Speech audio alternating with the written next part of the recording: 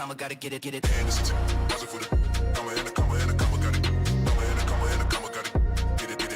I'ma gotta get it, get it.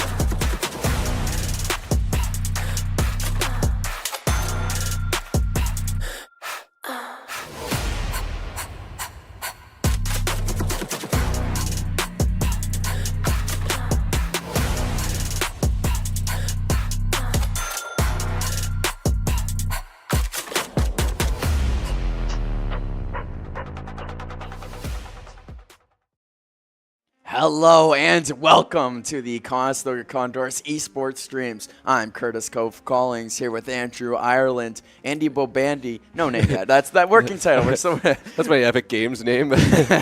So working on a title still. Yeah. Before we get into anything, I want to thank our partners, the Conestoga College itself, Conestoga Students Incorporated, Nike, and Six Sigma. We got a good game here. I mean, I'm excited. The boys are excited. We talked to them a little bit, Andrew. Oh, yeah. What's the general vibe going right now? Well, it's playoff time, baby. It's playoffs. That's what you play for all year, all semester, getting ready for this. Tonight's the night, starting off the playoffs, so it's definitely going to be some exciting Valorant tonight. This is what we've been waiting for all season. Exactly like you said, this is what we play for. I mean, the regular season's great and all. We've had some good games, but that's what this is all about. And, of course, we didn't have a game last week. We had that forfeit loss, and NC State decided to take the win. And so here we are. We're still the top team going into the playoffs, but it could be a little better. Yeah, definitely. You don't like to lose a game to forfeit, but hey, you didn't lose an actual match, so that's always something you'd be like, yeah, we would have beat them if we met. Which the record of the team is showing that they probably would have. Oh yeah, and they're a very good team. And speaking of the team, let's see them now.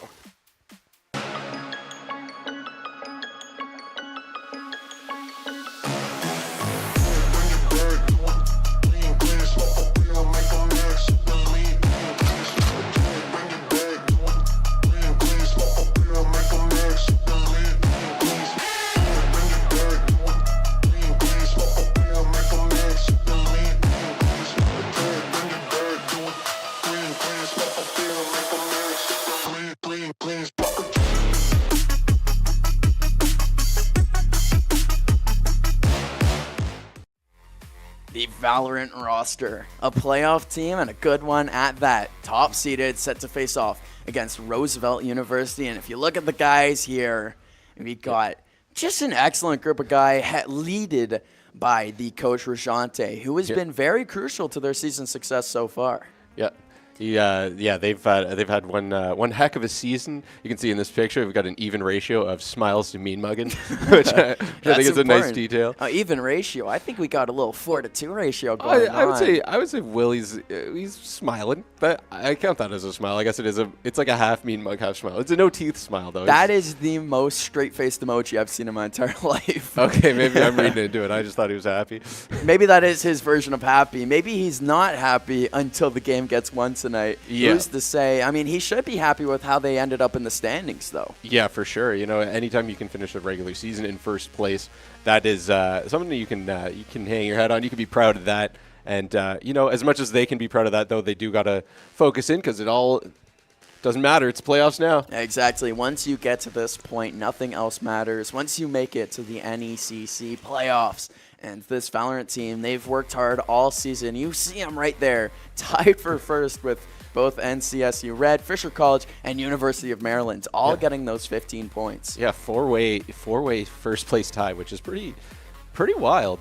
Yeah, you don't see that very often in a lot of these tables. Of course, Akron, Illinois State, and Converse University rounding it off with the wins, and then there's Cumberland at the end, who have been showing that 0-7 all season. So we'll see today what Conestoga can do against Roosevelt University, who aren't on that table, because we are in playoff time now, which we might be able to see the bracket for that, and we could see the opponent we're facing, and maybe who we'll face if we win this. Of course, we are facing the Lakers there on the top screen, and CSU Red versus off against NU Club Gold, and on the other side of the bracket, only seeing them if we do make it to the finals, but whoever does make it to the finals will be seeing Baker College Swarm versus the University of Maryland, or Fisher College and the Illinois Esports Orange Team. A pretty good bracket. They like to throw you off with the bracket names. It's a little challenging to read. They're like, Curtis isn't good at reading on his feet. Hey, I almost couldn't read Lakers there. I might not be good at math, but I can read names, and there they are. You see the logo, the Lakers there. Apparently, they got a tidal wave on their lake. I hope that they are all okay. Yeah. The Roosevelt University. Now, Andrew, do you think it's named after Teddy or FDR? Jeez. I mean, when you name a university, you pick the older one. Yeah, I feel that. I think. So we'll see if they have the spirit of Teddy Roosevelt going through them today. Conestoga going to be going against them. And you can see them there in the Esports Hub, not on their usual seats. And that might play a factor today. Yeah, they got to get used to sitting in a square formation versus sitting in a line. I mean, the bonus of being at the desk is there's a little more room for snacks. You can see. Yeah, they got Chick-fil-A going. Yeah, you can not see not sponsored, but delicious nonetheless. Yep. And you see them there on the varsity desk. We are having a little bit of network difficulties because that's the 2024 esports version of an injury. I tweaked my arm, I tweaked my shoulder. Oh, my Wi-Fi, it's not great right now. The router, it's getting ping. I don't know if I said that right. But really, the latency and any other issues they're having, it's definitely going to be one that they are going to have to overcome as the game goes on. We were talking with them a bit, and they were saying packet loss is what they're experiencing, which otherwise known as rubber banding. It's when you go to a place and you snap right back, or you take a shot and that shot snaps right back. It never happens. We'll see what happens. Yeah. If you get a lucky, you can like chain that with an ability. Exactly. There's a thing where in a lot of pro play, they say that starting on a lower latency is better. Because then when you go on high or better, servers, you play better. That's the CS, the CS Pro Donk. That's like using a wooden stick at practice in hockey. Exactly. Yeah. And so we'll see how that plays out for Conestoga today. Hopefully not affecting our round one of the playoffs. And of all the weeks to have your connective issues, it's the playoffs. And we'll hope that this guy in particular doesn't face any connective issues. Silly Shadow, the lurker for Conestoga. Yeah, that's a pretty incredible set of stats he's got there. He's got 246 kills over the course of the season there. Average first bloods is 2.8. You can expect him to be very active at the beginning of these rounds. His KD ratio is impeccable at 1.56, and his average ACS is 248.5. That's a great combat score. He's gotten out there. He's doing damage, and hey, he's not getting all the kills, but this is a man who, at the end of the game, we'll see him with assists, we'll see him with kills, and we'll see him using his abilities to win Conestoga rounds that they wouldn't have been able to win before. Of course, we're still waiting for that game to start off, but this is your man to watch for the evening. Yeah, definitely. It looks like he puts a lot of bullets into players, and so that's going to make some interesting Valorant play. So definitely we're going to have to keep an eye on Silly Shadow and see what he has in store for tonight. And that's not to say that the rest of the guys on the team aren't worth watching as well. Non on the entry frags, especially good at popping those headshots. You're going to want to keep your eye on him as well. And the rest of the guys, I could keep going, really. Yeah, it'll be really cool to see how they put their strategy together, and they expect to do pretty well against this team. I was talking to them beforehand. They feel pretty confident going into this match, which I think is the right mindset you want to be in, especially for a playoff game. Is you don't want to have losing as an option in your brain. No, you can't go into it thinking, we got next week, there's no worry. And they were talking about it a bit before, but in these moments when you're not facing off against these top teams, maybe the lights aren't bright enough for that pressure. Sometimes pressure is where diamonds are created, especially for this team. And we might actually see them moving over to the varsity desk as we're getting our ban and pick phase in, and Ascent, the first ban, Conestoga's go-to map, is banned by Roosevelt, so they have us scouted out. Of course, we ban Haven, and the first map we will see is Bind, which is a good map for us, followed by Split, which we played 2 weeks ago, which worked out, I'm pretty sure worked out well for Conestoga. Of course, Abyss and Sunset banned. Not a surprise, if we do go to that third map, it will be Pearl. Okay, yeah, those are some good maps, some interesting maps, and it'll be interesting to see how Conestoga's play is. Most of the games I see are on Ascent and Haven when it comes to Conestoga, and they've both been banned for this one. So we'll see how see how this match plays out. Yeah, you've had the displeasure of seeing them have to play Haven in a pro game. Haven's the three bombs, the three three bomb site, site, yeah, yes. And it is it's a piece of work. Some people say. Some people have other choice words for it for these competitive games. Especially watching the Val guys play on it. It wasn't their greatest game. So having that out of the way and banned immediately, that's going to be crucial for them. Playing on Bind as well, a map they are very familiar with. Yeah, very familiar with. They play on that one every single week they play, I want to say. Right on. So yeah, they're going to be ready for so for a game I'm happy about Roosevelt picking Bind as their first map. I also have no qualms at all with Split coming out. Love seeing Split on display. And it's not a map like Pearl immediately. It's not Sunset. It's not Icebox. It's nothing like that. It's a map that the boys, I feel like, will be pretty confident on. Nice. Yeah, that's a good thing to say. And I wanted to bring it back to something you said earlier. Is just like, you know, when you're facing off a not a good team, sometimes the lights don't go on because there's no inherent pressure. That's the beauty of playoffs, is like, you know, that's when people are going to try and shine. So you can just be ready for, regardless of the record discrepancy between these two teams. They know that they've got to be ready for whatever the Roosevelt team has in store here tonight. So it's going to definitely make for some fast-paced Valorant, I'm sure. Well, they gotta go with take no prisoners attitude here. You can't treat them lightly just because that you came into this game with a great record and confidence. But you gotta come into this with confidence and a great record. Exactly. You can't forego that part, but again, you can't let that part define your mental. Exactly. Yep. And we're getting closer and closer to the start of this game. I can't wait for it, Andrew. Our first little slice of playoffs here, if I'm not mistaken. Yeah, I believe it is the first varsity for all the school teams. This is the first day of playoff night, so definitely an exciting time to be a caster here on the Conestoga Esports at the desk here. I know this is what I've been waiting for, here in the booth of our esports production, and just waiting for moments like this, waiting for our guys to shine. And Rajante, he does have a tall order ahead of him. He's got to keep these guys' heads on their shoulders and their play very effective. Yep. You gotta really keep it locked in. And another thing we're waiting for is the boys to join up. That's what we're looking at right now. I think because they're switching desks, giving them a sec. Yeah. I wonder how that's going to play out for them. I wonder if practicing on the varsity desks, switching practicing on the non-varsity desks, and then switching back over to that stage, the varsity desk, is that gonna affect them? Is it gonna change the way they play? Yeah, I hope not. It's like using a baseball bat with a weight on it in batting practice. Well, you know what? That's a great point. Maybe it makes them play better. Yeah, it looks like a couple of them are sticking around on the other desks, so maybe we're seeing some connectivity issues. Some guys who just, hey, I'm used to this level of desk. I'm used to this screen. I'm just going to stay here. Yeah, I mean, they've been sitting there since we came in today, Andrew. Yeah. And, of course, over there still maybe Non's coming back. Maybe they weren't going to go to the varsity desks. So much we'll to speculate on here. Who knows? We are just guessing around here. Yeah. He's already joined up.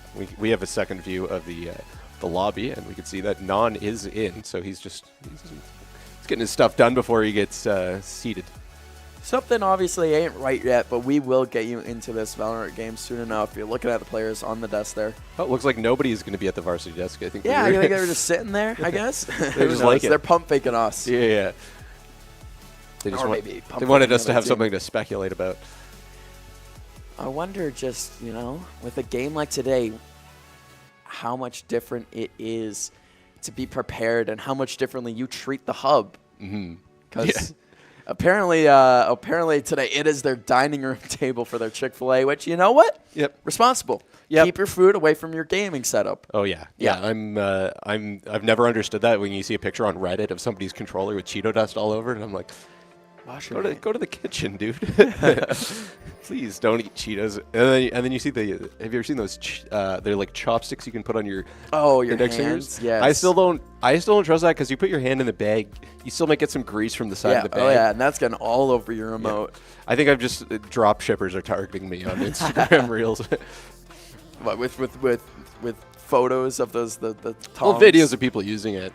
Like the chip, it's listening the chip to chopsticks. you. They're listening to you. Yeah, always. I mean, I'm sure I'm going to get an ad for one of those as soon as I check my phone again after this stream. As soon as we're out from here, for sure. Yeah. And you gotta wonder that Roosevelt banning Ascent immediately. Are they listening to Conestoga's strategies? Maybe. I mean, obviously, they might have them scouted out a little bit. Yeah, maybe they got a lurker in our Discord.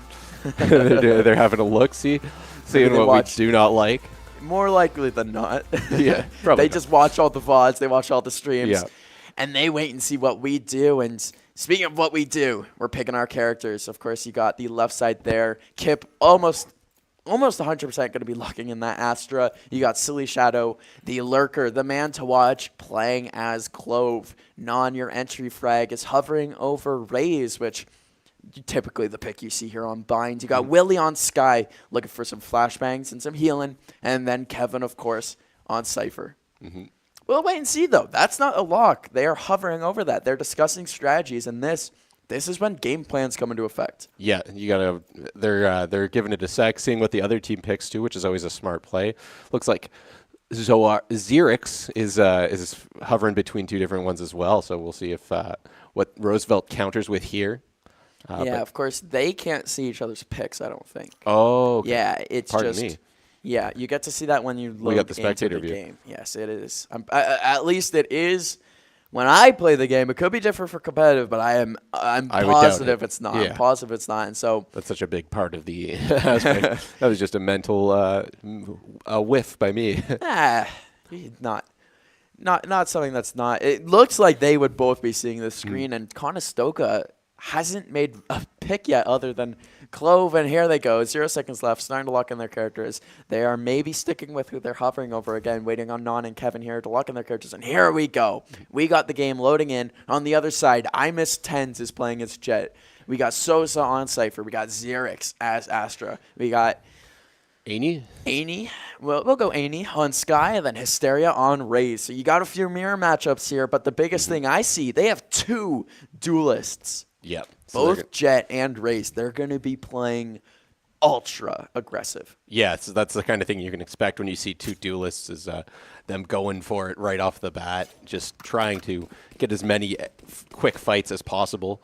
And we'll see what the strategy looks like here for Conestoga as they start to make their way over to the defender side. Now, Conestoga is starting on the defensive side here. Now, I'm not sure if they picked to start on defense or not. But it would make sense for the other team, Roosevelt, to start on offense with their characters that they decided to go with into this one. They're going to be wanting to start this game off hot against Conestoga. Yeah, for sure. You can see that Conestoga has kind of spread out their defense. We've got 3 guys at A and 2 guarding that laneway toward B. Looks like Roosevelt is going to start with an A rush to, or at least get the round started that way. Yeah, I'm surprised Conestoga is sending 3 members over to B. Of course, this is going to be a battle of who scouted each other better. It's playoff time, and so you don't want to be taking any chances. The rush coming onto site immediately, and they gain control of that first half. Coming through there, Kevin with that Cypher cam, trying to get something going. Him and the Astra pushing through the smoke, staying. The first kill there is Kip, taking on that Jet. That's a good kill by Kip, and we got another one coming around the corner. He gets a second kill. There's a second one on Aney for Kip. There's a third one right there, trying to get the wallbang on Kip, not able to hit him. And they're making it look easy so far. This retake has been effective. 4v2, the man advantage in Conestoga server. Non with a huge headshot. Just one member left in lamps, and Silly Shadow's able to take him out. That was a clean round from Conestoga there, Andrew. Wow, I didn't think it was going to go that well after they gave up almost half of site. Yeah, the Roosevelt team got in there, put their smokes down. They were set up, and Conestoga was really pretty easy to just make the presence known and quickly deal with that Roosevelt team. And one thing I'm kind of surprised of, 2 things I'm surprised of. One, in that round in particular, they didn't get the bomb down, which, hey, happens sometimes, but they didn't put a smoke and get the bomb. That's number 1 priority when you're taking this side of the site. Number 2 priority, they have no Gecko. That's a man who will plant the bomb for you, and that's something we almost always see. Whether it be on the opponent team or our team, there's almost always a Gecko, and so nothing in this one. Yep. It looks like they're going Hookah Lounge in B. That's Astra. Oh, Kevin gets the first kill of the round. Kip with an opportunity to get some, but unable to. Yeah, he's taken down. We've got now 3 Roosevelt players on B site there. We've got the Conestoga player just retreating a little bit, giving them a little space that they deserve while the rest of the team rotates over. Yeah, waiting for his friends. You see 3 members there on Conestoga all still on A site, making sure that there's no counterplay because this has been a very, very slow push so far from the Roosevelt Lakers, which is working out in Conestoga's favor. It's not. I just lied to you. I spread misinformation over the internet. Non rotated back over to A, thinking that this push is too slow. They can't be going to B still. Yeah, it looks like they still are, but it's they're taking their sweet time with it. We've got the spike carrier just slowly coming around this corner. What a shot. Yep. Around the corner, the peak. I thought that one had a headshot written all over it. That defender's holding the angle. Yeah, that was a Sheriff. That was an incredibly quick peek for the Roosevelt player there, and now Conestoga's got to retake this site as the spike has been planted. Gotta watch out here. It's Sosa, Silly Shadow battling on that right side. A huge shot there from Willie to get him started. Another one from Non with that Vandal. A huge headshot coming around the corner now with that Guardian. A Silly Shadow, but gets taken down. There's 4. No ace, but a huge round win there. I really thought that we were going to see the Sheriff go for a 5-er. Yeah, that was a really well-played round there by Roosevelt University? Yes. Roosevelt University. And the sky on Roosevelt in particular just shining in that round. Yeah, absolutely. They were able to use their pistol round and just, well, not the pistol round. They were able to use their pistols that round and get a thrifty, which is... This is rare. That's rare to see that the round after pistol round doesn't go to the, to the team with the guns. Exactly, but... Again, when you got those one-shot headshots from this gun right here, we'll see if Non can return the favor in this round. We got a little split push from A and B. Of course, that bomb with Astra's control, Xerix, who is holding back. It's a slower push. I don't mind this one bit. Conestoga's going to have to play some smart positional defense. Yep, they're holding down the site. There's a shot, and Non gets a big kill. He's taken down. Huge That's kill, a good though. trade. Huge kill, though. Good trade. You are absolutely correct, Andrew. That's the trade they were looking for in that situation. That push-up, that aggression from Non. You love to see it. Then there was almost a fight there. We switched away. Sorry about that. But Sosa, Kevin are getting so close to this battle. You get the shots going out here. They're both peeking that corner. Sosa has it. Washington Kip's able to get it. Yep. That's huge from Conestoga. A man advantage in a situation like this. And they have a bit of information now. Yep. And then Tens is there to even the score, though. And it's now 3-on-3. That was a kill with the sniper there on the Conestoga player, but yeah, using that buck shot. They do have some information. They know that Roosevelt is going to be trying to plant the B site right now, and you can see that they are doing so. Conestoga's deciding to take this as a retake game. Hysteria doesn't know about Silly Shadow being there, and that's a quick flick to get the huge headshot to start the rounds. Conestoga has members on their team on the grounds right now. Foot Soldiers on, but IMS10s is able to get a huge headshot. Not missing that one. It's now a 2v2, a 2v1. All going to be on Willie coming out of Hookah Lounge right now. Trying to shoot through the wall, unable to get one. IMS10's coming out. Oh, approaching from the smoke, getting one kill, but Xerix using that Astra ability and able to get the kill. Yeah, that was a big kill by Willie. Unfortunately, not able to get the second one there, and we now find Conestoga down 2-1. Unfortunate, not the position they thought they were going to find themselves in at all here. No, definitely not. They're pretty confident based on their record coming into this game, but it's a team you haven't played before. You got to figure out. They're still kind of feeling things out, seeing what the strategies are going to be like coming from Roosevelt University. Speaking of their strategies, looks like they're going to be pushing toward B site this round. We'll see how it plays out in a matter of 12 seconds. Yeah, they got options though. That's a good spot to be chilling at. They do got. Is it? Yeah, reconnect it. Oh.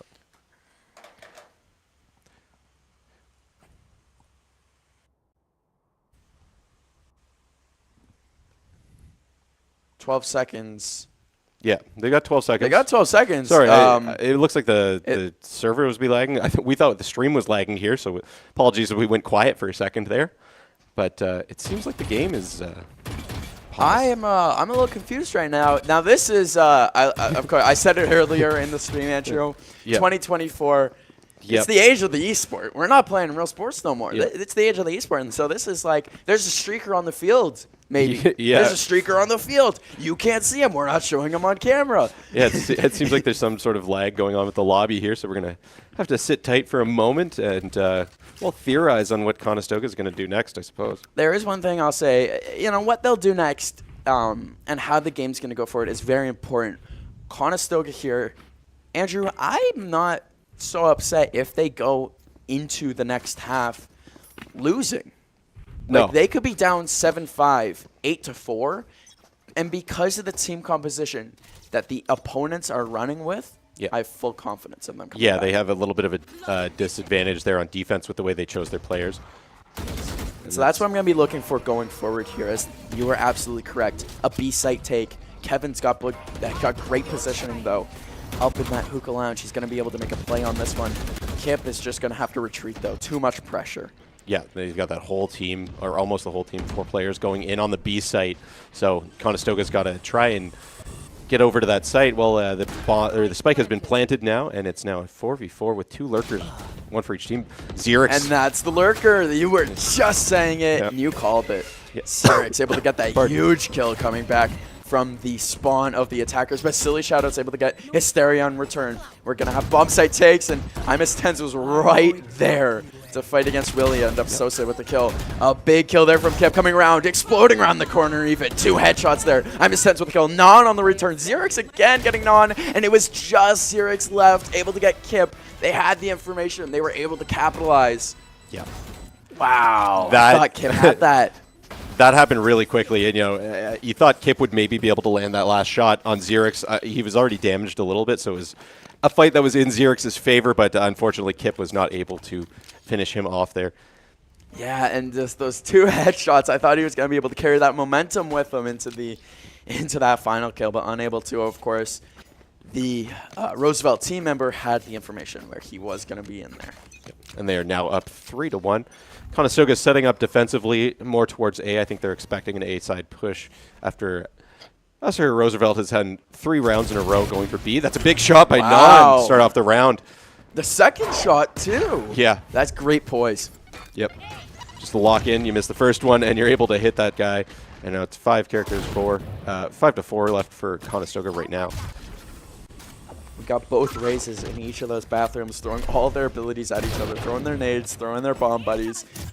The grenade coming out, the huge rocket, unable to get anyone around that corner. It does a little bit of damage, it looks like, to Hysteria, but that was unfortunate. The big chance there from Non, unable to capitalize. And we see still staying at the A site there, you've got 2 members of Conestoga ready for if they try to rotate.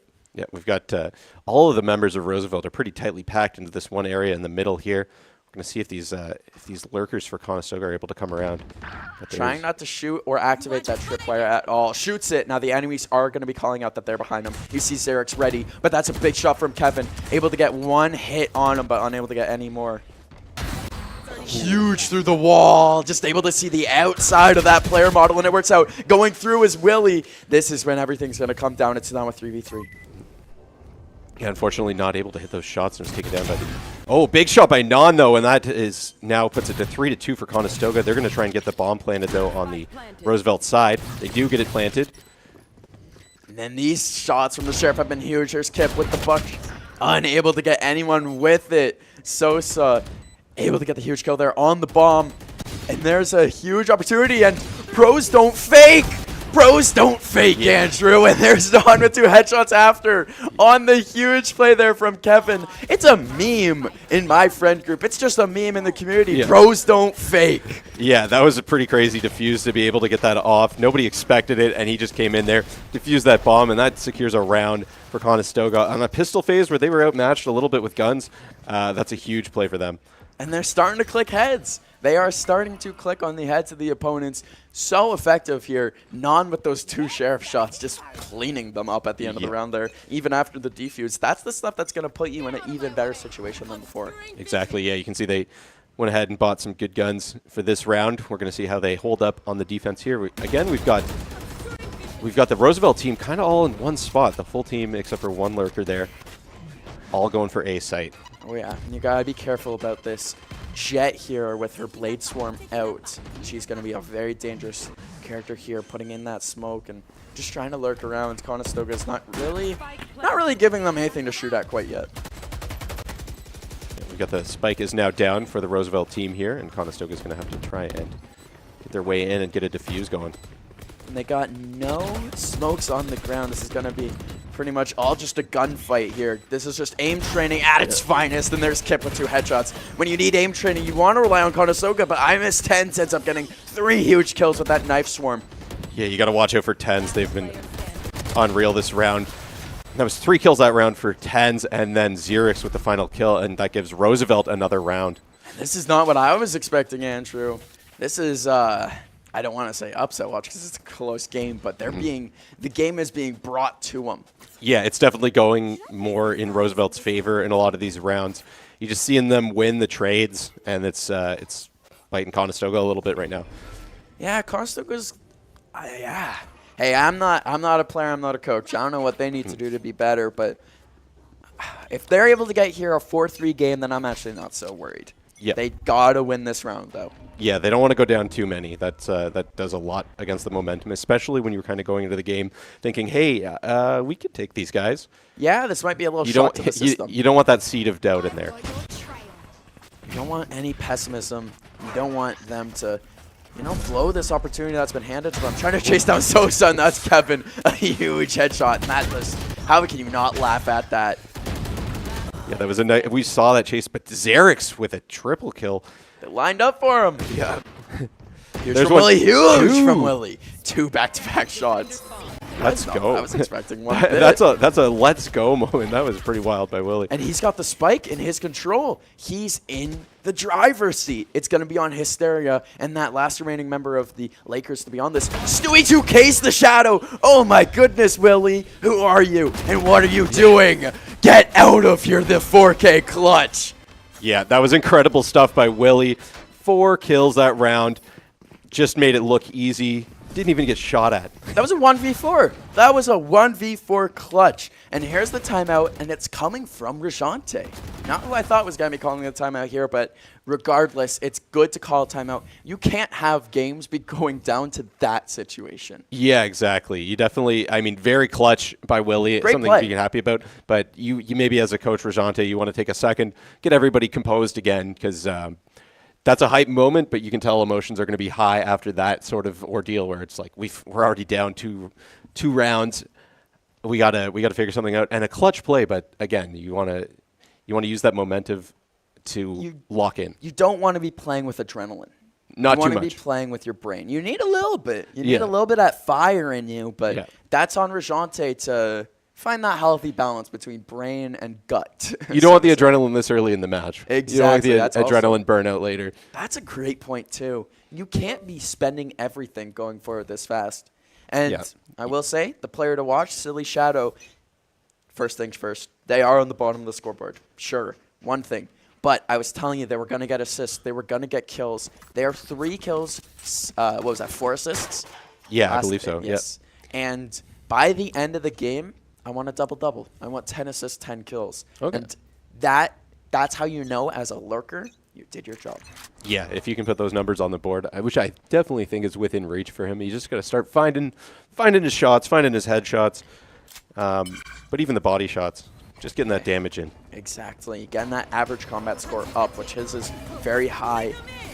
As the explosion onto A site here coming on, that's a huge shot from Kip, and Hysteria is able to get the return. They went with this ultra-aggressive look, and that doesn't matter for Non. He's able to get Xerix, the lurker. Hysteria has no idea, and Silly Shadow's then able to get that lurk kill. Yeah, that was a nice kill by Silly Shadow, able to take down that player. And Kevin gets another one with a wall bang. It's now 4 Conestoga players left to the 1 almost dead, almost dead Roosevelt player, and now he's the dead Roosevelt player. A kill by Non. That's a round for Conestoga. And that's what they were looking for. The timeout was effective. You got 4 members of Conestoga still alive. The exact opposite of how last round went. Yeah, exactly. This is something that Brody mentioned on the last Valorant stream I was on him with. He was talking about, he wonders what the conversion rate is timeout to the next round win. Very high. I haven't seen a team lose a round after a timeout. I've seen maybe 1 or 2, and I've been doing it all semester so far here at Conestoga. It is it's an effective play when you bust it out, and I'm shocked that more coaches don't. Yeah. Rajante is very good for it. Yeah, I guess you want to save it for when it feels the most right, but that was probably the right time for Rajante to use that one. Hey, it's like playing a video game. You got this really great gun that you don't want to use immediately. It's like, if the time is now, let's use it. And there's Non using his effective gun right off the bat, right off the start of this round. He had no other worry in his brain other than use that rocket launcher. Yeah, a couple of trades there. Non goes down to Sosa, and it's now 3v3. That was no 3v2. man's land. That was no Yep. man's land for Silly Shadow. Stuck in between all three members of the Lakers squad there and the Cypher. Ultimate had gone out. They knew exactly where they were. And we've got now the 3 players from Roosevelt sitting in the middle here, just trying to, I guess they're kind of re-strategizing, trying to figure out where these 2 Conestoga players could be. And they have no more, like they got those 2 Astra smokes that go down, but they don't block bathroom at all. Coming out here, 2 headshots from Willie. They just lined up for him and fall down in order like dominoes. Yeah, what a shot by Willie, able to quickly turn this 3v2 into a 2v1. I didn't even think about that, but Yeah. holy, what a position to find yourself in now. And they got the spike down. Spike is not in Sosa's control. Of course, that is not in Conestoga's favor, though. If he has spike, then they at least have a small inkling of where he is. And there it is, planting down. This is going to be on Kip here to get this shot from heaven. Oh, maybe not. Maybe the retreat here from Sosa on the Lakers squad means Willie's going to get this kill. So close, yet so far. Able to get the plant down. Kip, Willie, combining, getting it. Easy rounds. Easy rounds. And right here, I said I'd be fine if we were losing. Yeah. It's about to be 5-4. Yeah, it is about to be 5-4. That was some good teamwork by the boys to just get that pinch going on. They know he's going for the plant. They're like, okay, we've got him. Oh yeah, and something changed, Andrew. Something changed. Yep. Maybe it was a little boost of momentum from both that the 1v4 clutch into a timeout. You give who was that on the clutch? Willie. That was Willie. Yes. Yeah. Willie on the clutch. In the so you give them time to calm down, and then you give the rest of the time to come up to speed with them. Yeah. It worked. Yeah, It worked. you get a sense that they're really playing their game now. It's they were maybe not hitting their stride yet in the earlier rounds of this game, but it seems like Conestoga is playing some Conestoga Valorant right now. You love to see it. This is everything that you hoped for at the start of the game, and it's something that when again we were talking with the team and the lights weren't bright enough. Maybe they were waiting to go down 4-2. Yeah. Maybe they needed that extra pressure. Maybe that's what you need, of course. And we're going to see a little bit of a slow push here. You got some smokes going down, some shots being fired here by Willie, but there's nobody in that smoke. Yeah, Conestoga is playing an effective defensive game. They immediately started off with an Astra smoke and then with the Clove smoke. Now another smoke goes down there. Yes, Clove again, leaving that right side open, trying to get a little bit of aggressive play, but unable to. Silly Shadow just tanking that grenade. Yeah, we've got a few players now. It looks like that the Roosevelt team is going to be trying to go towards that B site, coming up through the middle lane, though. Again, the slow push. They have not made any progress on Conestoga's end. 40 minutes left. Look at Kip on that smoke. Just smart. Heads up play. You can't explode through that site because you are going to get gunned down by Silly Shadow. Only Stewie 2K, I think, could explode through that smoke and make a play here. But here we see it goes down. Plays, there's 2 for Silly Shadow. That's you were speaking of watching him. He's starting to hit his stride for sure. And another one for Non. It's now a 4v2 as we lose a Conestoga player. Yeah, I miss Tense, a dedication to Tense himself. A huge shot coming out from that upper B area. And there's Zerek's able to get one. Kip on the return there, denying the spike plant. They've won the round. Yeah. Oh, yeah. I was like, why? And then I realized the time was up. Didn't matter. They played that so effectively. Yep, they were able to just keep them away from that bomb site, keep that bomb from getting planted. Some really good play by Conestoga there, especially that double kill as we see again on the replay here by Silly Shadow, and that big kill by Non as well. And Roosevelt just decided, we're not going to rotate. We're not going to go to A site. Yeah. Even though smokes keep getting put down here on B, and we shouldn't be B because we know Clove and Astra are here. Yeah. Nah, let's just keep going. Let's try again. And Conestoga says, hey, all right. Yeah. We'll take it. Yeah, they came in with the only way out is through. It's like, no, there's also a round in this in this map with multiple lanes.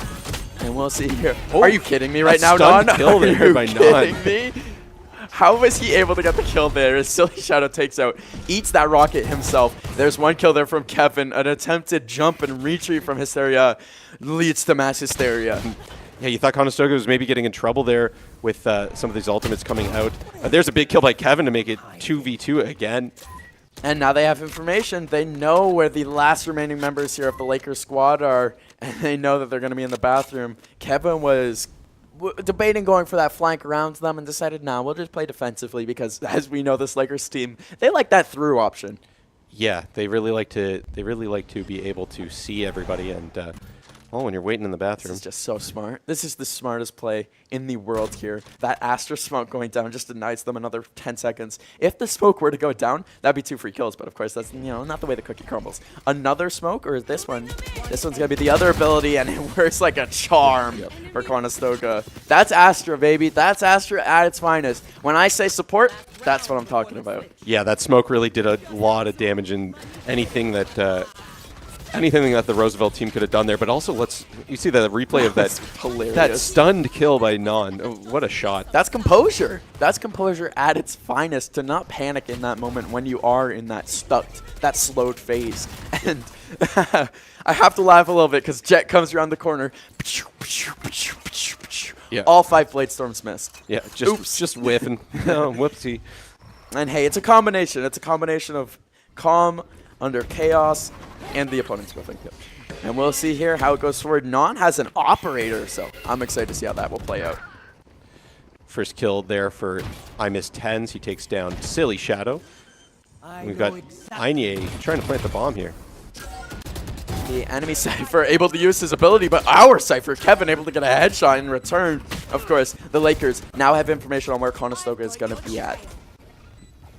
Yeah, you can see a couple of attempts at a wall bang there by the Lakers player. And there's Kevin. He gets hit by a grenade kill! Oh! I gotta sell it. I'm a man that loves to see a utility kill. And there it was for Non, the grenade. Yeah, that's pretty awesome. You love to see a utility kill. And speaking of kills, that's 2 more for Conestoga. Speaking of things you love to see. Yeah. Willie and Non both taking out the remaining 2 Roosevelt players, and they're going to be able to get this defuse off. That is, correct me if I'm wrong, 6 straight rounds for Conestoga now? It was 4-2. It was 4-2. It was 4-2. Yep. That timeout worked wonders. You don't say, bro. You do not say. And there's the grenade kill in the corner. I got to give a little chuckle because it's, especially in Valorant, you do not see those so often. You see it in Call of Duty. You got your stem Texas. You got, That's most of my kills in Call of Duty, to be honest with you. Not something you see in Valorant too often. And of the characters in the game here, pretty much only the Raze has the ability to do that, to get our utility kills. And hey, I'm buzzing now. We got a utility kill. This could be, I'm pretty sure, the last round of the first half. I believe is. Oh wait, no, we did switch. We did switch. Conestoga is now on attack. The last round was the last round of the. Yeah, you're absolutely correct. So that is a big reason why everyone was using their ultimate abilities. You use it and you lose it. And if you don't use it, well, you also lose it. And so we see here the big aggressive play from Non, able to go over but unable to get the kill there on I Miss Tens. That was so aggressive and beautiful. There's one for Kevin. He gets Hysteria, but it's now a 4-2 for the Roosevelt team. I keep losing the word Roosevelt in my brain. It's not there. And we see 2 people here. Kevin has the opportunity to take out that classic, that burst fire. Unable to get the first one. Just missed that headshot. A little bit of calm before the storm coming in. Willie able to get 1 headshot. But they go down, and not what I was expecting. But then again, yeah. I mean, after 6 rounds in a row, you expect to lose one eventually. I guess. I guess. And yeah, it's now 8-5 for the Conestoga team on the attack. I guess on bind too, that defending team wins pistol rounds a lot of the time. Conestoga did, and now we saw the Lakers do the same. And we'll see how Conestoga here, if they're able to do what Roosevelt was able to do in their second round after pistol, it really needs a better name than that. And if they're going to be able to, counter, mirror matchup what they Pistol? did. It needs a better name than pistol? Small. First round's pistol round. Oh. This round needs a round. Oh, post-pistol. Post-pistol. I don't know how much sense that makes. I'm sure there's a real name for it that I don't know. And that's huge. A big headshot from Non. I know what the headshot is for that. Yeah. Bang. He's still using that pistol. It's the one-shot headshot pistol. Yeah, that Sheriff has just been an effective weapon so far. Able to avoid the Astra pull-in ability, though. Very lucky. I Miss Tens has a scoped gun. You don't want to be peeking that, Willie. Yep. There, you just called it, and Willie went down as soon as you said the word Willie. He was dead, and now it's a 4v4. And that's a huge shot. How Non got his hands on a Vandal, I'm not sure. Spent every last money he had on it, and it's working out here. A big 3K for him so far. There's one member of the Lakers team in heaven. Yep. maybe going to be jumping down. Kip just picked up the sniper as well. I believe that was an op. Buckshot. Buckshot, pardon me. It's a 2-shot. If you've played, all my Siege fans out there, if you know the Boss G, it plays almost the exact same way. Okay. And so we'll see. It's a 2-shot sniper shotgun hybrid thing. Oh, We'll okay. see if he's able to get the shots here. Outlaw, not the buckshot, excuse me. It shoots buckshot round, so to say. Right, okay. So we've got the bomb down for Conestoga. We're seeing the Roosevelt team working on a retake, and we're going to see some action right now. Kevin with the headshot, he just patient. And another kill for Non, and that's the round for Conestoga. Just effective taking, and then that last little play in the bathroom with that smoke on display. Kevin, I was very curious about his spot. I got to be honest with you. I was just getting a little confused, and I wasn't sure who we were spectating. I was like, oh, this is the both defending players. I didn't realize that was about to be in and around the bathroom. Yeah. I saw it. I was going to mention, Kevin, you might want to be a little bit more to your left there, buddy. That's not where the doorway is. But no, he was just hovering just on the edge of that smoke. And the big thing, too, is that his elbow, his character model, was not peeking into the smoke at all, and that's why the enemy Astra had no idea where he was. Right. And it ended up being such a funny play. We'll see if Non here can get another first blood. I missed 10s, was on the peak, but unable to get it. Yep. Some pretty cool, some jiggle strafing there. I believe that's what Jiggle it's called. peeking? Jiggle peeking. Yep. Oh, yeah. Nobody around that corner to be shot at, but he was doing it, so that's pretty cool. He was showing us. Yeah. He was showing us, look what I can do, guys. As they've decided maybe, just maybe, it was for the fake. Making a bunch of noise down that A short and full rotate over. You got 3 members of this Lakers team on B site for Conestoga to deal with now. We'll see how they attack. Yeah, we've got one lurker who's going to be coming around the back, but there's some trips set up, so. Ooh, you got to look out for Kip here. Kip's in a dangerous position, but so is the entire enemy team when Non comes and explodes out onto the site. Some incredible shooting there by Non. He's able to take out 2 Roosevelt players. That is a big play for this round. Huge headshot from -10s, and then it doesn't matter. Kip on the counter. That's that trade-out you have to have if you're going to be in this post-plant situation. Yep, we've now got a 4v1. So this is a pretty tall order for the remaining Roosevelt player. Again, I'm losing the word Roosevelt, but let's see who it is. It's Hysteria, who is firing a lot of bullets down this alleyway. Hey, just trying to catch one. You got opportunities to be lucky. That Marshall, even if they do hit someone in the body, it's still 101 damage. Yep. So, taking those random shots, the biggest thing is it would get rid of their shields, force them to spend an extra 1,000 credits, which would be so painful. But unable to get any shots on. Conestoga making it look easy. And Hysteria loses. Oh. They do get a bit of money bonus for Hysteria dying there, I'm pretty sure. Yeah, you can see the team there on the shot. They're looking pretty happy about that round. They better be. I think I saw a little bit of teabagging going on at the end of that round. Oh, I missed that. Is that what is when you crouch a bunch? Oh, yeah. Oh, I would. I played Halo. Dude, I would be so sad if it wasn't still known as teabagging. Okay. I would be devastated to learn it wasn't. Because that's how you make a cup of tea, is you crouch down and... Yeah, you crouch down repeatedly, you do squats. Yeah, make a cup of tea there, yeah. It doesn't mean anything else. Of course not. Of course not. It's a college stream. Yes. Yes. Even though Non here going balls to the wall, out of the bathroom, unable to get anyone there. But I love the aggression anyways on display. Yeah, he's going to admire the tiles for a little bit. Wait for the rest of the team to catch up with him, and Hysteria takes down Willie through the smoke. Huge headshot there. And the spike going down, the enemy team maybe had information on that, but regardless, it probably won't matter as they're trying to come through lamps here. And there's a huge double headshot. Conestoga continuing the aggression over, and it won't matter. Just Kip left. Might see something special out of Kip, though, with 2 headshots. It's now a 1v2. Do you know something I don't? Ooh, almost able to get that kill. Get out of there, Kip. Yeah. Honestly, in the situation like this, I don't mind Kip saving that Vandal. That's a very good gun to be taking into it. Yeah. Taking it to the next round, yeah. There it is. That's where it is. He's also pretty far away from the bomb here, so he's got to slowly try and make his way over, see if he encounters another player. And I called it a 1v2. It is actually a 1v3, sorry. There's still a third Roosevelt player. So tall order for Kip. Yeah, that's Sosa, who is all the way over on B site, as they don't... I don't think Xenix has Had his sight on the bomb, but Xanax did see Kip take the bomb there, trying to move in, unable to. A good shot from Xerix, able to clean up that round. It is 10-6 now. Conestoga's favor. Yep. Conestoga is still in a pretty good spot. Unfortunately, Kip doesn't get to keep that Vandal, but hey, we'll see what they're able to do this next round. Yeah, not like we were hoping there, but they just need to win 3 more rounds compared to the 7 needed from the Lakers. A lot nicer of a situation, if I don't say so myself. Yeah, 10-6 is a very fun spot to be.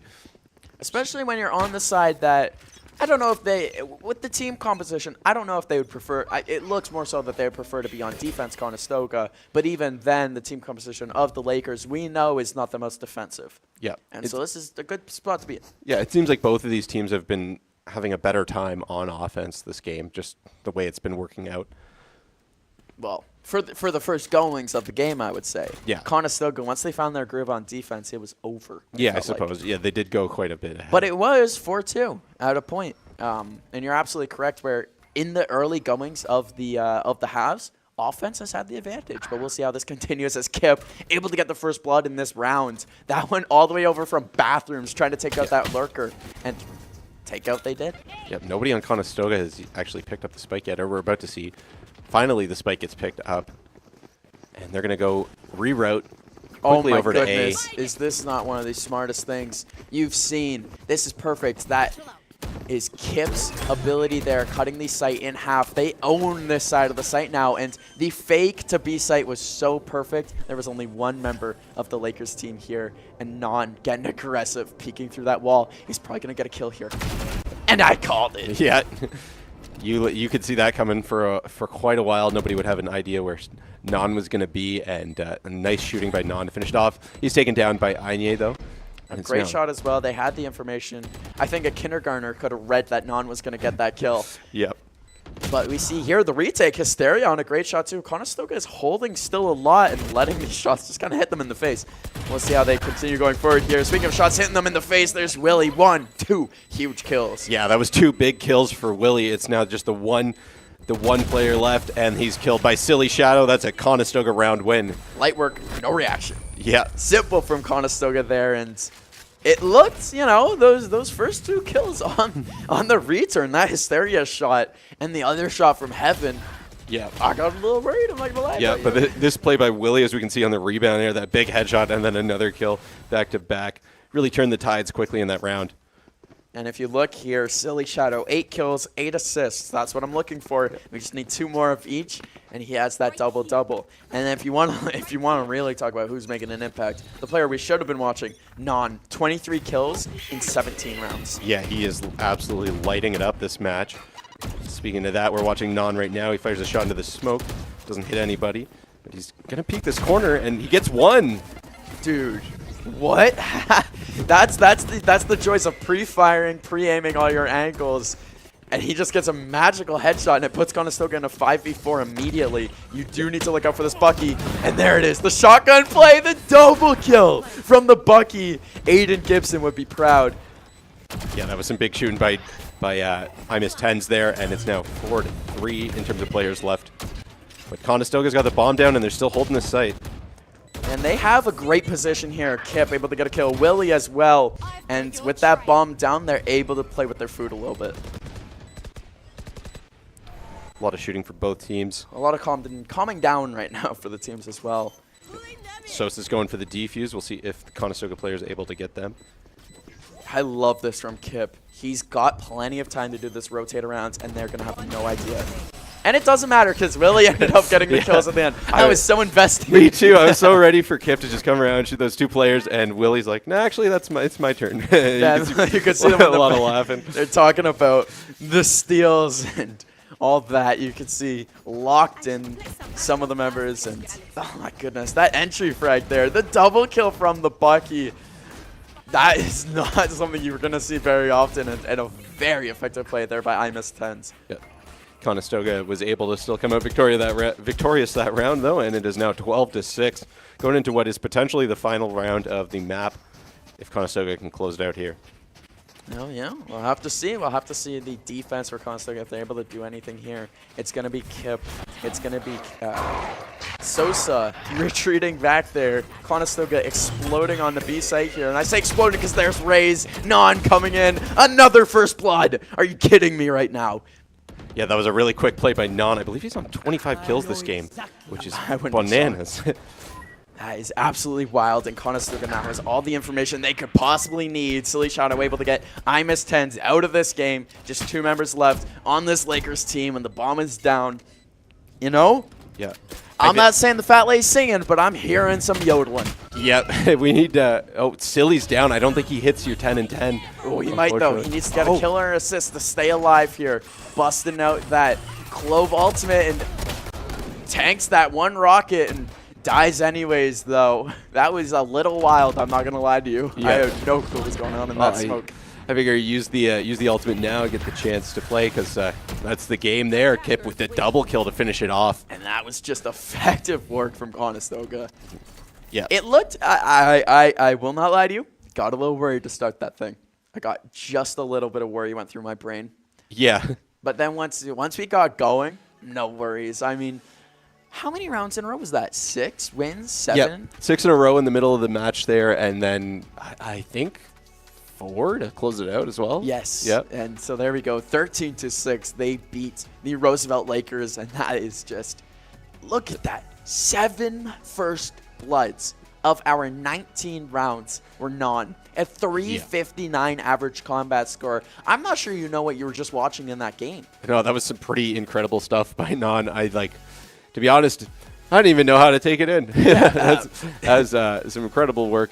Silly Shadow just shy of that double-double. Unfortunately, 9 kills and 12 assists, but he was on the bottom of the leaderboard for Conestoga, which means just shows how well the rest of the team was playing. Yeah, just looking at some of the quick stats there, the average combat score of everyone on Conestoga was over 150. Everyone came out to play, and everyone was really just showing up. The biggest thing, and you say you don't really know how to ingest that.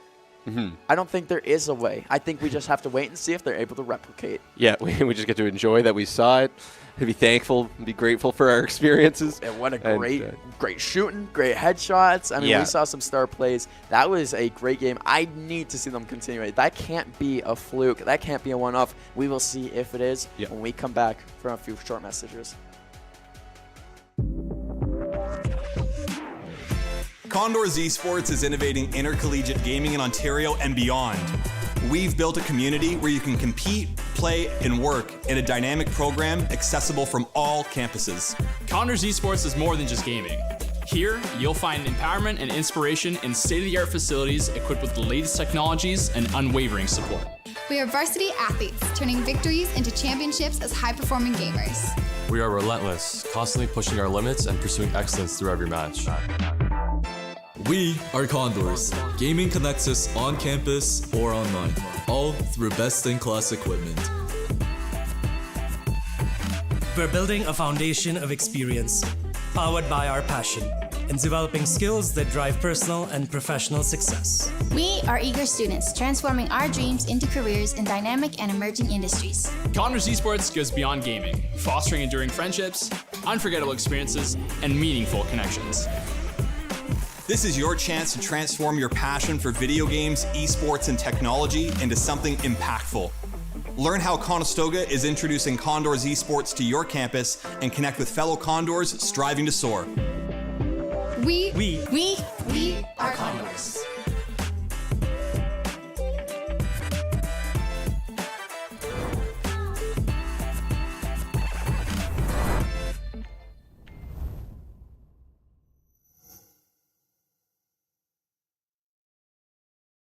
Esports is for everybody. That's what makes this so special, where there's not a lot of barrier to entry. It's, do you have a passion for gaming? That's all it really takes. There's so many different things involved in this. It really does take that full team to make a successful event run. And that's what this program does. You got the lighting going on, you got the video capture going on, you got the whole production crew that are packaging this all together, you have the shoutcasting that's happening. We want to be, that pinnacle for esports. We want students to come here, learn from industry best, and launch their careers in esports. You have that new arena that's being built. to have that investment through the college, it proves a lot. We're invested in this. This can lead to something really big and something really neat and something that you're really invested in. It's a billion-dollar industry, and we really can't wait to see where this goes.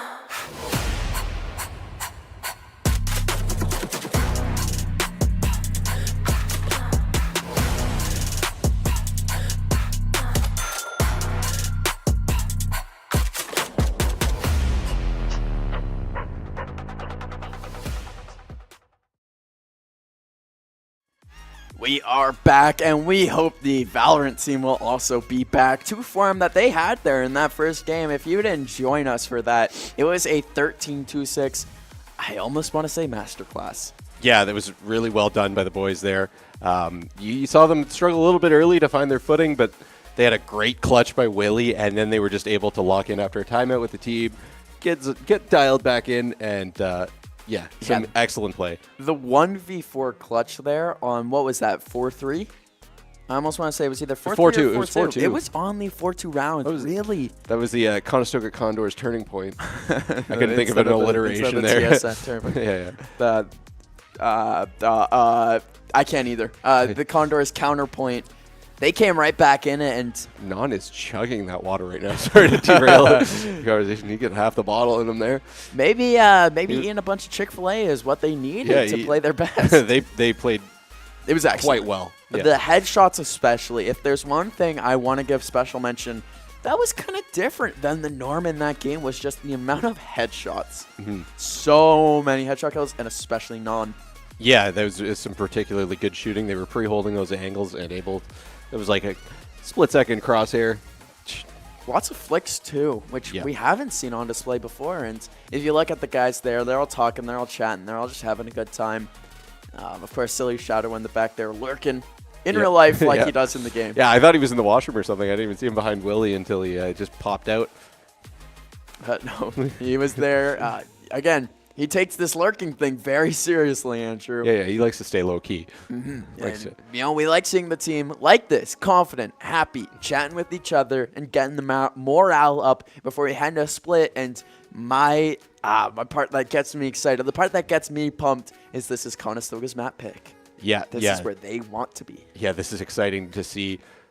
Remind me again, which map was this? This one's split. So on this one, here we go. Yes, you're going to be looking at a lot of B site on this one. A lot of mid takes as well. You got that rope that lets you go up and attack heaven, and lots of easy rotates. This is one of my favorite maps personally to play on, and we'll see how Conestoga handles it. And we are not having the same agents as before. A quick little rundown here. Kip is playing as Omen. Silly Shadow is playing as Clove. Non might lock in that Raze again. Willie might also lock in that Raze. They're both thinking about it. We don't know yet. And Kevin on the Cypher. On the other side there, Imus 10's the mirror matchup with Kip. And Kip's not playing Astro. Or Astra. I guess not so important on this map. On the other side, they're continuing what I was saying. Imus 10's is playing as Omen. Sosa is playing as Cypher. Andrew, again, how do you say that name? Ein? Oh, yeah. Ein?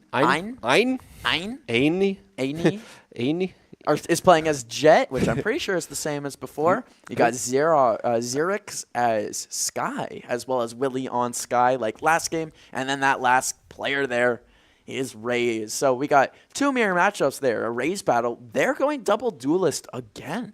Yeah, I guess that's their game plan. I guess that's how they play, and it didn't work last time. We'll see if it works this time. Yeah, maybe it's just what they've been doing all season, and it's like, why change up what you're used to in the playoffs? Exactly. It's probably they ran a lot of double duelist.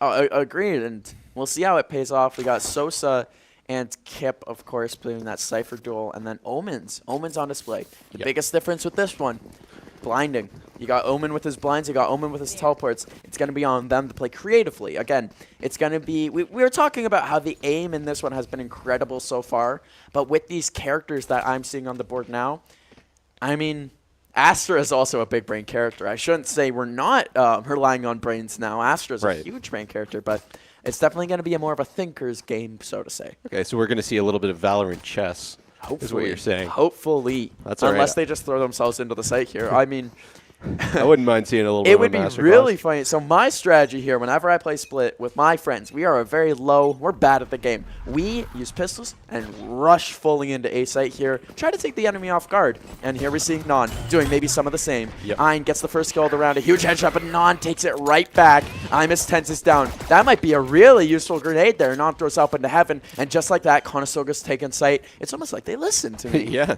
Maybe that's just the universally good way to do a first round pistol round here. Then why don't randoms when I play Valorant do that too? They're not as smart as you. So hey, let's not go that far. Sosa able to get a huge kill there, but Silly Shadow and Willie on the return, giving Conestoga a real opportunity to close this thing out here. It's just Hysteria left after Silly Shadow picks up another huge kill, a 2v1 opportunity. And Hysteria takes down Kip and Silly Shadow. Not what I was expecting. Yeah, big clutch. One bit. Big clutch for Hysteria there. I mean, Conestoga had positioning. They had bombed down. You can see Non there. He's in a bit of disbelief. I mean, that's definitely going to be frustrating. You can't let a situation like that get to you. You got to be able to kill Hysteria in a situation like that. Yeah, definitely. You want to maybe have that one back, but we're going into the post-pistol round now, as I've decided to start calling it. And it's tough. It is a tough game to win that post-pistol. Yeah. It's maybe the hardest round you can do, but we've seen it now. Correct me. Did we get 2 post-pistol opposite wins in that last game, or was it just the one? I believe it was just the one. Yeah, okay. So we'll see if Conestoga can get one of their very own here. Jumping in through with that Bucky again. Not able to get a huge kill. Kevin able to follow that one up. Ein dead. They got guns on the ground. Conestoga's going to be able to steal. Oh my goodness, that Clove smoke. Are you kidding me how close that was? Yeah, that was very close. And we're still seeing some action. Willie able to make the shot through the smoke, and he gets Xerix. It's now 3 Conestoga players on 2 Roosevelt players here. And they're trying to push up through mid here, but their attack has stalled a little bit. They're going to be able to rotate through A. There's 2 members of this Lakers team on B site, so Conestoga has A if they're able to go fast enough. Of course, that Omen's going to have to be playing some good counter attack here. Omen does smoke down over there. They site completely now in Conestoga's favor. Yep, they were able to get there a lot faster than the Roosevelt team. The spike is now down, and it's up to Conestoga to hold this site. And Silly Shadow able to get that kill. Nerve-wracking, bro. Yeah, some good jiggling by Imus 10's, but he is taken down, and it's now a 3v1 for Conestoga. Oh, I did not think he was going to hit that shot. No. He had the advantage. He saw the gun poke around that corner. Tens was playing some mind games. Very scary stuff there. Able to get a Phantom here. Sosa maybe going to be delivering that Phantom to us. Of course, I got to hope for that. Yep. CC Silly Shadow. I hope for another big shot here from Silly Shadow. They have that long angle. Of course, that long angle did not go in Conestoga's favor in that last round, and Sosa decides that they're going to save that gun, which I don't blame them one bit for doing. Kip. Ooh, Sosa knows that Kip is here. They heard that trap go off.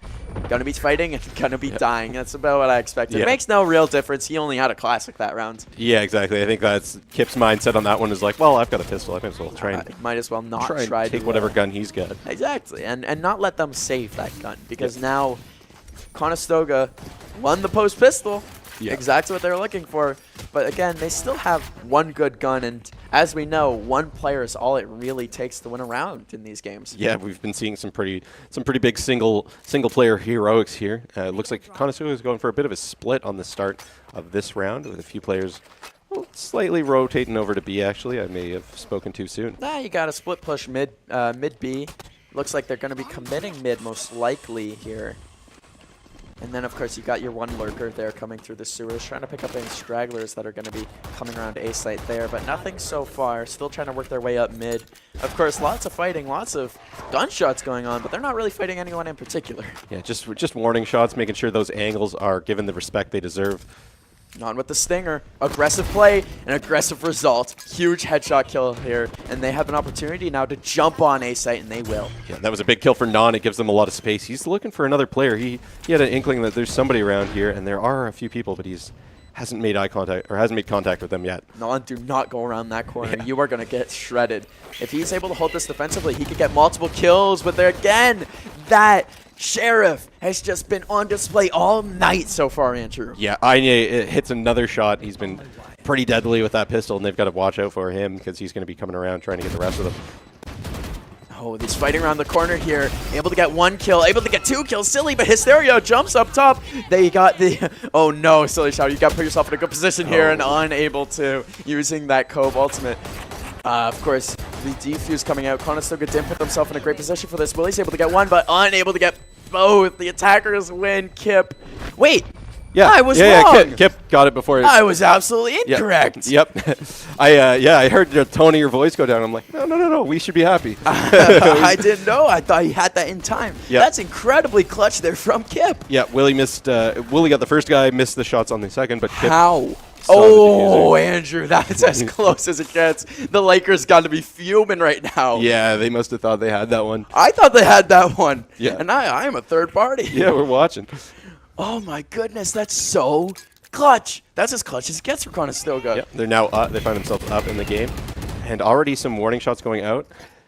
And here we see maybe one of their first genuine B takes of the whole game. They've been going A, they've been going mid, which is not something we see too often here on these competitive split games. Yep. And of course, they are pulling out of B. Yep, we saw Non take that ultimate orb. He's now one away from his ultimate. Let's see how they do. It looks like they're going to circle back and go up mid.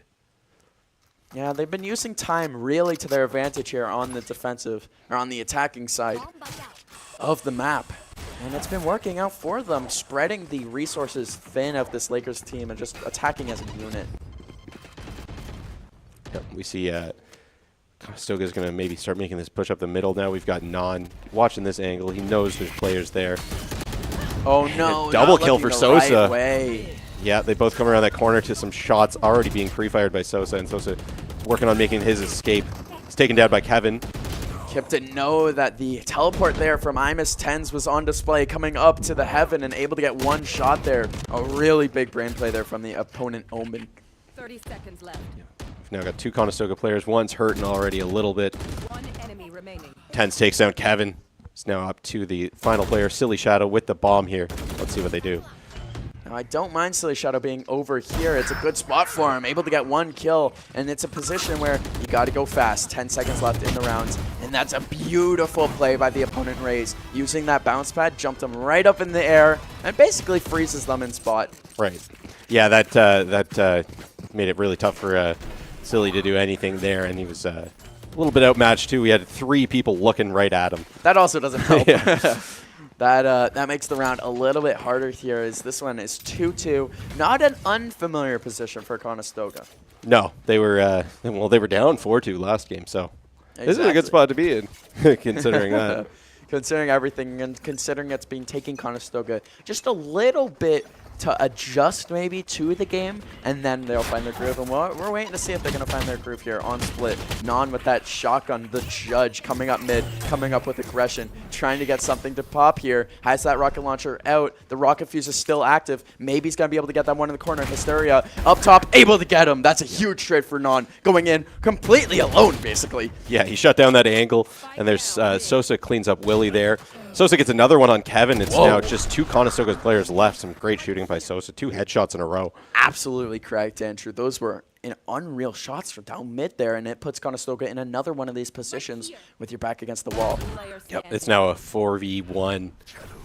Gotta hit that shot. You gotta hit that shot if you're Conestoga and you want to stay in this game. Unable to. The aggression comes out in the 4v1, and Conestoga is on their heels, so to say. Not happy about that round. I can imagine. You can see on their faces they're not. They're like, all right, we got to dial it back in. Let's get this tied at least. Let's make it a whole new game again. Yep. Although maybe they'll go down 4-2, and then we might see Rajante call a timeout. Maybe history will repeat itself here. I wouldn't mind that one bit. I would not. Do you have a score prediction for this game? It is 3-2 right now for the Lakers. I want to give Conestoga the win. I'm going to say 13-8. That's what I was thinking too. I like 13-8. It's a nice number. Yeah, it's a great number. I don't see Conestoga giving up any more than that. We'll see here what Non's able to do. Exploding out, and Ein it's been so effective in this game so far, this whole game. But Kevin able to explode back there. Yeah, that was a big wall bang by Kevin, and he's able to take down Ein. It's now 4v4. Conestoga has... Well, they're moving as a unit. They're all rotating over to B. I think they got an idea that there weren't any Roosevelt players over there. Pardon me. Yep. I keep losing the word Roosevelt. And they were able to use the Cypher ultimate to get that information that they need. The opponent, Imus10's able to use his ultimate on Omen, teleporting over to this area. I'm not sure how big that really will be unless he's able to lurk and effectively on this round. There's Willie with just the classic here. Unable to get one, but wastes the Raze's ultimate over there. Sosa able to get another kill there. It's going to be on Kevin here to end this round off. Another one by Imus10's on Kip, and Hysteria takes down Kevin. It's going to be a round for the Roosevelt team as they get plenty of time to defuse this bomb. There's got to be a timeout. Yeah. There's got to be a timeout. We need Willie to go 1v4 and then take the timeout. Yes. Yeah, maybe next round. Maybe next round we'll see that timeout. History is really going to repeat itself, maybe. I sure hope so. I sure hope Conestoga is able to. They're going to go for a split here, it looks like. Send a few guys up to B, maybe get some recon, send a few up to A. They're kind of loading toward A, though. Yes, and I have a little bit of general confusion so far to start this one off. You had time in that last game. You don't have to. Like, there were 3 members, yes, of the opponent team, all exploding onto set at the same time, but you don't have to put yourself in an ugly position. Yeah. Yeah, it's a little bit of a confusing thing. But through the smoke, you got Hysteria taking down 2 players. 3 players now, yeah. Whoa. That's huge for the Lakers team there, and they're able to get the spike in their control. Non exploded on originally, and there's Willie with a huge headshot. Now Non exploded through A site and puts himself in a position here to maybe get this bomb and maybe continue the fight. Hysteria watching that, and there's the shot from the side from Xerix. Yeah, Non didn't see that guy coming, and he was just unfortunately not ready for that shot at all. Takes him right out of the game. And they now know where Non is because of that recon dart there from the Cypher on the opponent team. They know that he's going to be in the bottom of mid. They don't know exactly where he's going to wind up. But I don't like the look of this. No, that was not a good position for Non to be in, and they were able to quickly get on his tracks and take him out right there. This has just not been the same game as before, and that's what I was telling you when we came back from the stream. Were they going to be able to pick up from where they left off? And the answer so far is no. Nope. We're going to see that timeout right now. Rajante, I think, decided that the boys need a minute, 60 seconds to kind of resettle down, get things ready. They're working with pistols again this round, and they've got to, really get something together here.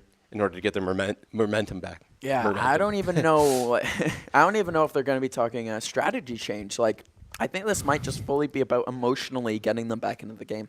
Yeah. They need to find that momentum again. Of course, you're looking at the scoreboard here. Kip with 2-6-2, Kevin 4-7-1. Yep. Just they're not really getting assists, and the biggest thing that indicates to me watching is that a lot of their fights are just one-on-one affairs. Yep. You need more team fights. You need more people putting damage on more people. It's not about getting the kill at the end of the day. It's about putting damage on so that kill can happen later on. For sure. And we definitely saw a few of those situations where Hysteria was able to take out multiple people within one burst of fire. You can see he's now got 10 kills on the board. Yeah. Unreal, as well as Sosa behind him with 8. It's just these kills have been flying off the board, as well as Ian with 7 kills. Yeah. And the biggest thing, too, I miss 10s on the other team has 6 assists. That's big. That means he's getting in almost every single gunfight that there is to get into. And look at Non, so inspirational, coming up the mid, flying up. And, maybe this is what Conestoga decided. We're going to go the aggressive approach. And Hysteria had the better weaponry. Didn't work out for Non, but I like the attempt at taking the ground. Yeah, for sure. You want to get in there, get aggressive, and be like, hey, we're here. We're not going to back down at any point. And unfortunately, it doesn't work out for Non, but we're going to see the Conestoga team here rotating over to the B site, seeing if they can get some positioning on the Roosevelt team. Yeah, they're probably figuring that with Non's explosion up the middle that the rest of Conestoga is going to follow it, and that's why you see a lot of the Lakers team just hovering around heaven right now. All 3 of them up there, going to be looking down at Conestoga. Silly Shadow taking some big damage there before even getting onto the site. Well, it's going to be tough. It's going to be tough to keep this planted and keep this, going, but we'll have to see what Conestoga can do. Yeah, that pre-fire through the wall is always a bit of a backbreaker. We'll see how Silly Shadow is able to deal with having a little less health. And he's taken down, so not well. super well. But that's a huge play. Willie with the flash. Willie with the headshot. Kip able to get one in return. Oh, my God. What shooting by Willie right there. That was incredible. It's now a 2v1. We just need... Oh, is he still alive? Yeah. Oh, he's taken down by Xerix. I like the attempt there. I love the attempt coming around the corner of that pillar. How Kip stayed alive that long, even in the first place, I don't know. That was pretty magical. I hope we get a replay there of the huge double. Yeah, he was just able to stay so elusive. 2 big headshots from Willie. Unfortunately, not enough to win the round. And Condors find themselves losing maybe the first round after a timeout in a while. Yeah, like you're saying, that percentage thing. I've only seen like 1 or 2, and now I might as well make that number an even 3 because that was really, really effective play. I got to give credit where credit's due. The Lakers are just bringing it to Conestoga right now. Their defensive holds have just been incredible. Usually it's the attacking team that decides the pace of the game, but not right now. Yeah, we'll see what Conestoga can do. A couple more rounds before they switch over, but they really want to take at least 1 or 2 more on offense here. Absolutely working their way up through mid, and this is typically where you see the fights going down. No one on Conestoga has the spike. They're just leaving it.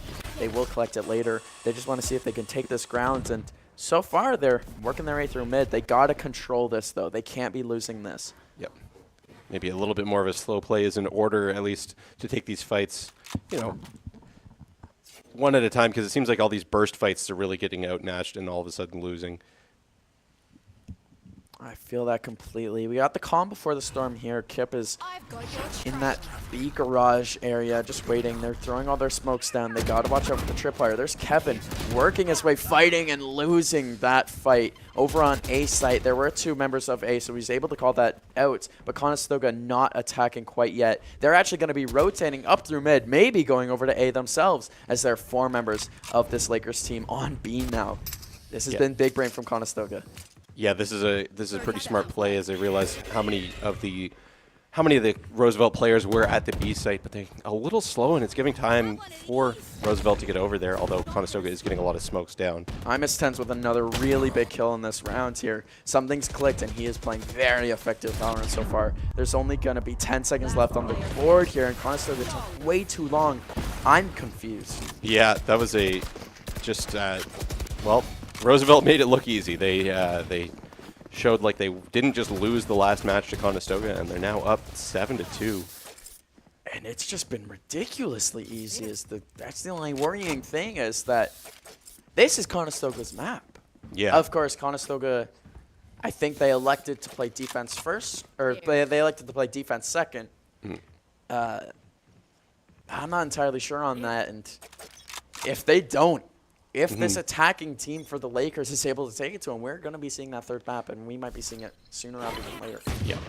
Yeah, if they, especially if the Lakers have the 2 duelists, right? That could be pretty dangerous when Conestoga's on defense. We'll have to see here. Conestoga, this attack has just been stagnant so far. Annoyingly stagnant, and we'll see if they're going to be able to explode here and take this B heaven area. You got to go, though. You got to keep moving forward. You can't be stalling like that, and you're going to get killed. There it is from Hysteria. Able to throw a grenade in, get another kill on Kevin. Threw the smoke right there on Kevin. And Hysteria now knows there's 2 Conestoga players here. I don't think Silly Shadow saw him. We may get another flawless. Nope, Willie with a kill.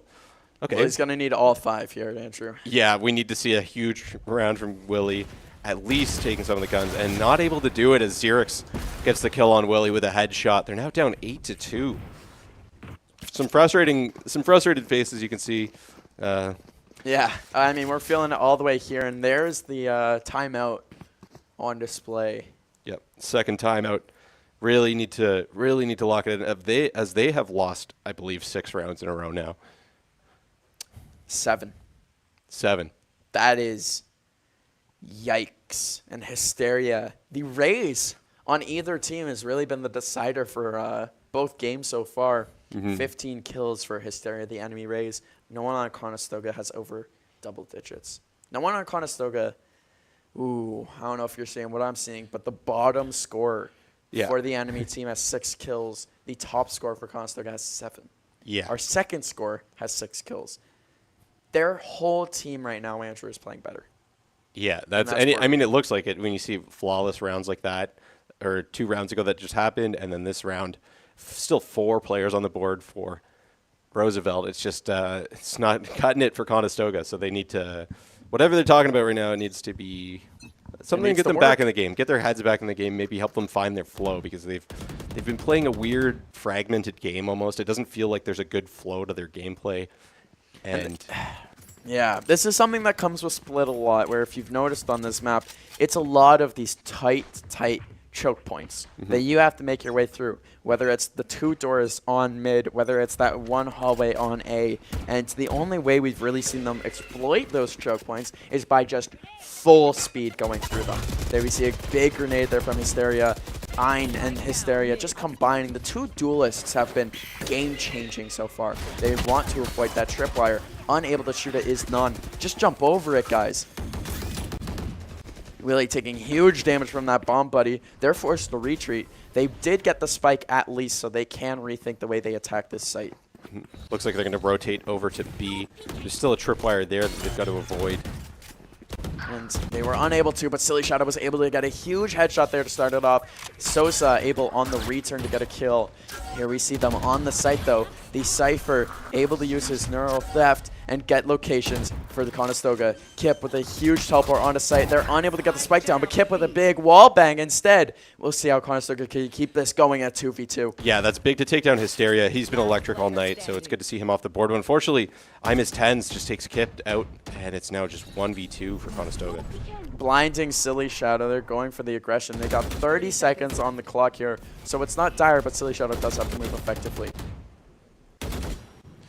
Yep. This is some dangerous play to get out of the smoke here. 1, and unfortunately taken out by Xerix.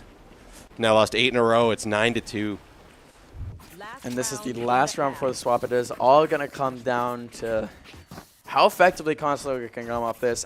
Winning 11-3 in the second half is a lot harder than winning 10-4. Yeah, you definitely want to see a really big round at a Conestoga here. They're not working with a lot of great stuff, but you know, with this round, this is where all the ultimates come out. They got to use all their resources, so we'll see how that works for them. You can see them limbering up, trying to get ready, trying to see a big round. try to stay in this round, and here they are starting aggressive on this B garage take. This is something that they should have been doing to start this round off huge here. Non with that rocket launcher, able to get a huge kill. Silly Shadow as well. This is the start of the round that they've needed this whole time. Big 2 kills to start this off. Kip with the 3rd, Silly Shadow with the 4th. This is what we've been waiting for, Andrew. Yeah, this is some awesome play by Conestoga. It's just it took like, too long. Hopefully they can continue this into the later half of the game. But my goodness, it took quite a while to get over here, and just some good shooting. Hopefully they can keep Sosa at bay, and they do. Huge win. A flawless needed win. They needed that for sure. And we're in the 9-3 curse here. An old meme, not actually statistically true, but Right. 9-3 is a mental curse. Okay. If you go up 9-3, you're more likely to blow it. Again, someone on Reddit did the math. Not true, Right. but it's, you know. It's like the 3-goal lead in hockey. Exactly. The worst lead you could possibly have. Yeah. And Until you have a 4-goal lead. It's like, oh.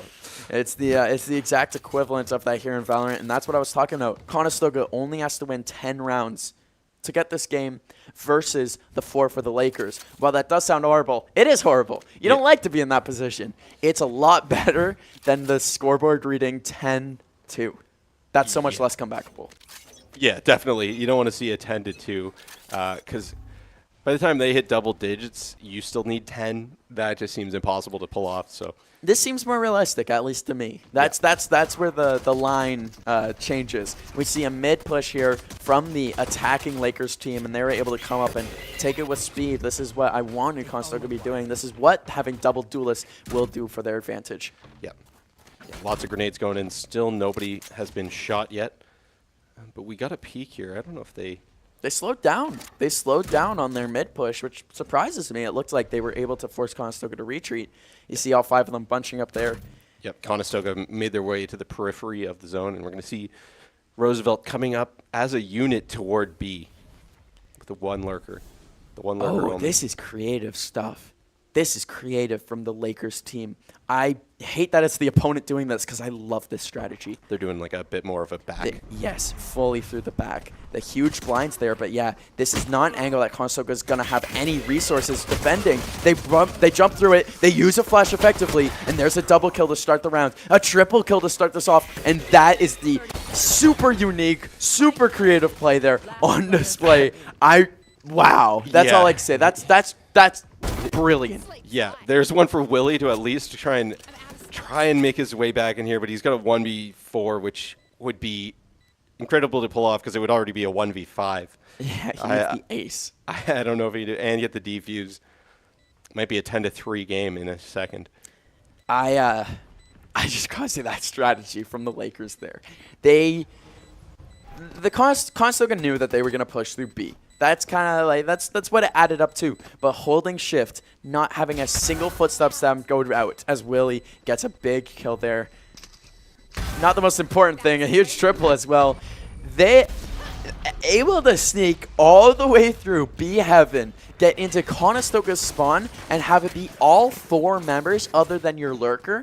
Yeah. You have the man advantage, you have the weaponry advantage just because you have so many people, and now the strategy advantage because that's not a place Conestoga wants to fight.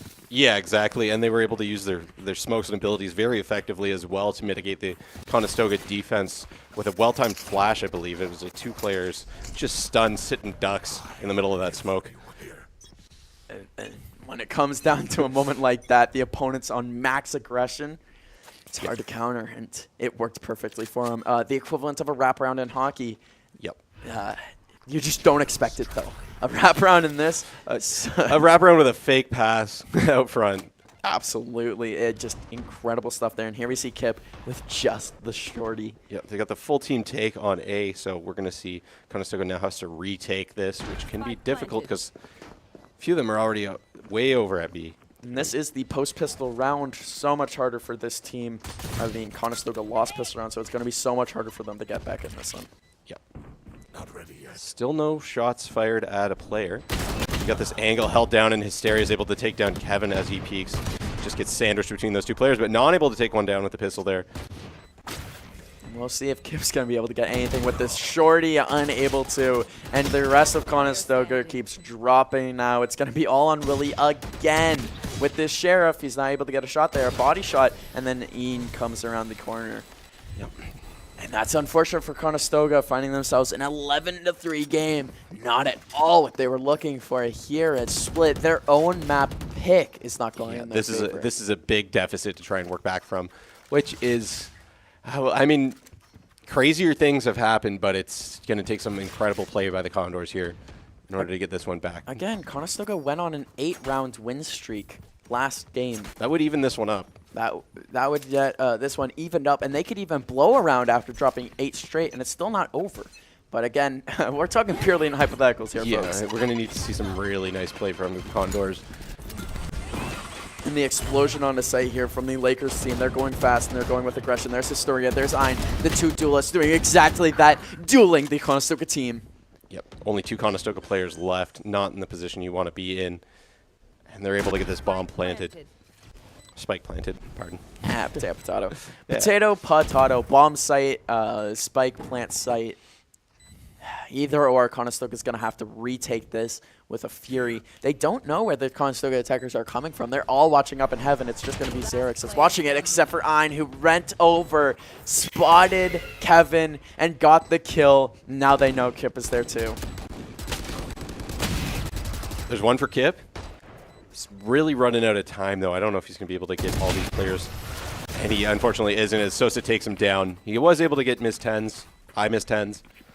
Able to get a good flick, yeah. Yep. But too little, too late, we see here from Conestoga, 12-3. Yep, they're going to play some perfect Valorant here, which not necessarily likely.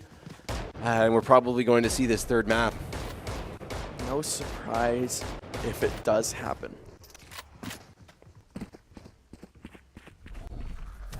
Yeah, we just, the calm before the storm here, setting up for that maybe our last round of the game. Conestoga's backs are against the wall. They got cinder blocks on their chest. It is hard to breathe right now. Yeah, some impressive play by the Roosevelt team. They really turned things on here. Kevin retreating immediately with that judge. He's just got a shotgun, and he's alone on A site, and that's what it looks like. The Roosevelt Lakers are coming over to try to take here, using all their abilities, coming off, using that draft to get up into heaven is the Jet, and that's a dangerous position for Ein, able to just effectively eliminate Conestoga from up there. You do have the friendly Omen Kip helping out there, putting a smoke down. Non in the midpoint with Hysteria, and able to get the first kill of the round. That was a great flick by Non, very much needed. We'll see what happens after this, but very big play by Non, able to keep that site a little safer. And the spike hasn't gone down yet, which is stopping the rest of Conestoga from rotating over to A site, and they might not even go A site. A lot of them hovering on that heaven point, although they do put their smoke down, which would indicate that they're going to go out, try to take this. They have it fully taken. It's going to be on Conestoga to do a retake here in a 12-3 game. Yep, they've got 5 players, but a lot of the angles are being held right now by the Roosevelt team, so this is going to be a very challenging retake. Calm before the storm right here. We're about to get into our big fights there. A really nice one-way smoke there from Ein. Able to get the first kill of the round, but Silly Shadow will trade him out. They do not know about that Omen being there. You got to be very deliberate with all the angles you check, and there it is. Imus10's got the first one. Kip was able to get Sosa, though, on site. A huge kill there from Willie. It's going to be just that Omen in heaven. Imus10's. It's Imus10's and Willie, and able to get the kill there. Imus10's, but Kevin gets it. And hey, they won a round. There we go. Conestoga's back on the board, 12-4 now. Well played by Conestoga. That was a big kill by Non at the beginning of the round, and it's just, I don't know, it feels like a little bit too late, but anything can happen, so we will be optimists. It's always good to be an optimist. Yeah, we'll wait and see, as this game is far from over. Yep. It's just close to finished. Yeah. At the same time. In theory, a lot of Valorant left to be played. In practice, we'll see. And we see here 3 seconds left until our 12-4 round starts. We still got to get 8 round wins here just to tie it up. Yep. Eey. Yes, big-ish moment, I will say. Looks like a bit of a center push here from the Roosevelt team. They're seeing some shots already from the Conestoga team, though, so. Yeah, trying to hold mid a little bit more effectively there. They got that raise. Non pushed up pretty far, and the spike is alone. But the rest of the team is pushing out so aggressively there. There's Ein with the huge Blade Swarm there. Yeah, you want to be... Willie taken down by the Blade Swarm as well. This Jet is scary, but he's taken down by Kevin. Kevin doesn't know the players behind him. And Non is taken down by Imus Tens. Hysteria gets Kevin. The player behind him, like you said. And there it is. That's the end of our second game. Conestoga loses it 13-4. Yeah. Whoa. My guess was way off. way off. Yeah, that was not at all what I was expecting going into that one. I don't think Conestoga was expecting that either. No, probably not. You know, I think that caught them a little bit off guard. And I think because of how much it caught them off guard, I think it just snowballed a little bit and they weren't able to really find their footing at all at that game. Yeah, a frustrating one for sure. Frustrating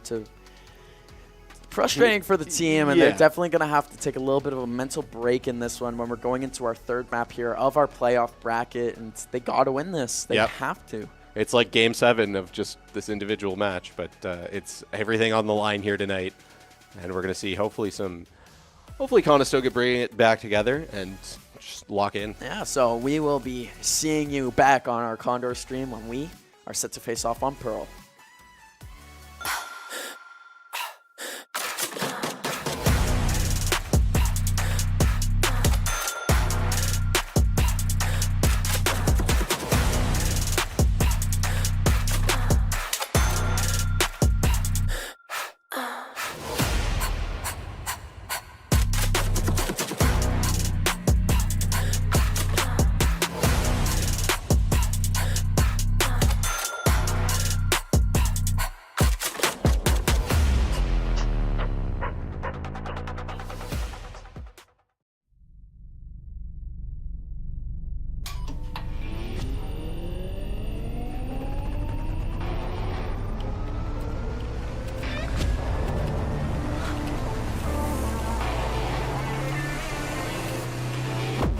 Conestoga College is setting the stage for a new era in gaming. In 2025, we're opening a state-of-the-art esports venue, a premier facility for high-performing gamers in Canada. In this 10,000 square foot facility, we're putting you in the center of the action. The facility will have 50 top-tier PC stations, 5 console stations, immersive VR stations, a team operations room, a full production suite, and a premier competition stage. Esports is a rapidly evolving industry with global viewership of 532 million in 2022. This initiative goes beyond esports. It's also a platform for forging bonds, making memories, and creating connections. Since 2020, Condors Esports continues to evolve, providing industry-leading facilities and experiences to the esports community. Conestoga's esports venue expresses a sustainable and intentional future to compete, play, and work, all powered by gaming.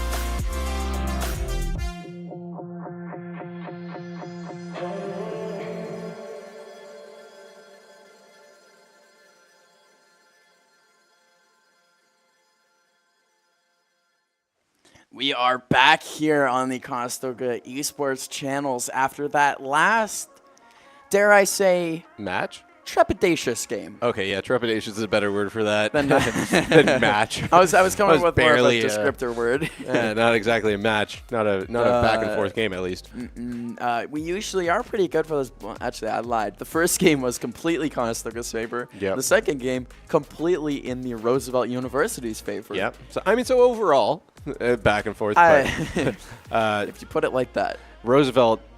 More wins, more round wins under the belt, though. Conestoga beat them, I believe, 13-8 in the first one, and they walked all over. 13-6 on the first one. Oh, 13-6, okay. So even less round right. wins. But it's close. The round wins, it's a 2-round difference. So it's like, this has been as tight as it gets, and I have legitimately zero clue what to expect here. Yeah, we'll see some nail-biting action for sure, when you go into the last game. Anything can happen, and Conestoga really needs to find a way to bounce back from that last one. They're not rolling with momentum into this last one. No, but they might be rolling into it with a fire lit under them. Maybe a little bit more motivation, so to say. We just got steamrolled after steamrolling you. Well, let's get a steamroll right back. Let's keep this pattern going as we see a little bit of training going on before the game. Maybe we need a little bit more locking in, apparently. Yeah, that's definitely indicative of a fire being lit is just a bunch of flicks being hit right here on the training bots. Yeah, and this is he's very serious going forward in this game. Of course, Kevin here on camera watching this. Yep. He and Silly Shadow are both still practicing a little bit before we get into our second game. You can see Silly Shadow also there on the left side of your screen, absolutely locked in. Yep. You want to wonder how much of that, when he's playing the training map, is just memory. Yeah, getting your flicks down. Yeah. And the biggest thing, too, is, and the biggest thing that shocks me, of course, there is, this is just me not playing at a high level, of course, being the dummy I am. Yeah. When I look at that, I think, yeah, it's great. Practice your flicks, practice moving fast, but a lot of those things are just instincts at the end of the game, at the end of the day. Yeah. At the end of the game. And while it is good to practice your flicks, it is good to get that muscle memory unlocked. Going into a situation like this where you have a full game ahead of you, I personally feel like it might be more useful to practice your spray. And a lot of the times these guys are trying to spray down the opponents, getting those big multi-kills like you were talking about. And in those situations, you don't have the opportunity to, tap fire, to go slow, and to do this. Of course, too, Conestoga has been effective in these types of kills when it comes to headshotting the opponents. This is not where I feel like Conestoga needs extra practice. Right. I think maybe even I think spray control might be a better thing to be working on right now before we go into the next game. But what do I know? Yeah, that's a fair analysis, even from a low-ranked player like yourself. But no, of course, I'm not a very high-ranked player of Valorant either. And you can see that I don't know, whatever he was doing there. It's like, how would you get in there and work on spray other than I don't know. Are there spray trainers? Yeah, there's a spray trainer in the training thing. There is a target that shows you where your bullets land very distinctly, and it's very good for practicing spray. If you're able to keep your spray just in that center circle, then that's what you're looking for. And we have a different character pick, and one of my favorites is coming out on display here. A lot of different picks here we're seeing so far. Looking at these picks, Kevin has locked in Phoenix. Yeah, I guess that's the time to, this is a good time to change things up. As well as non-locking in Chamber, who that's my beloved right there. I love playing as Chamber. He has the Operator just as his ultimate ability. It gives you an Operator that's better. Continuing on with the classes here, Kevin is playing as Phoenix. Willie is playing as Sova. Lots more information. Hopefully, Conestoga feeling like they were lacking that. Non, of course, as Chamber. Silly Shadow was Clove again. And Kip as Astra. Back to Astra, which worked better for them in that first game. The opponent team, Sosa is on Cypher, as per usual. Ein is on Fade, which is someone we haven't seen yet. And we'll see how that works. Lots of trying to get in Conestoga's head, lots of trying to mess him up, and we see here I Miss Tens playing as KO, which is going to be interesting to see. Lots more information gathering, lots more flashbangs, of course, and the Neon on display. We haven't had a Neon yet today. I haven't gotten to commentate a game with a Neon in a while, so we'll see how that little blue-haired girl is going to be able to affect this game. Yeah, I'm sure it's going to be a very different feel to the pace of this game. Both teams going with a little bit more on the intel side of things. I think that Sova could be pretty big for Conestoga. You could see the last game they were getting beat by just misunderstanding a matchup and going into gunfights.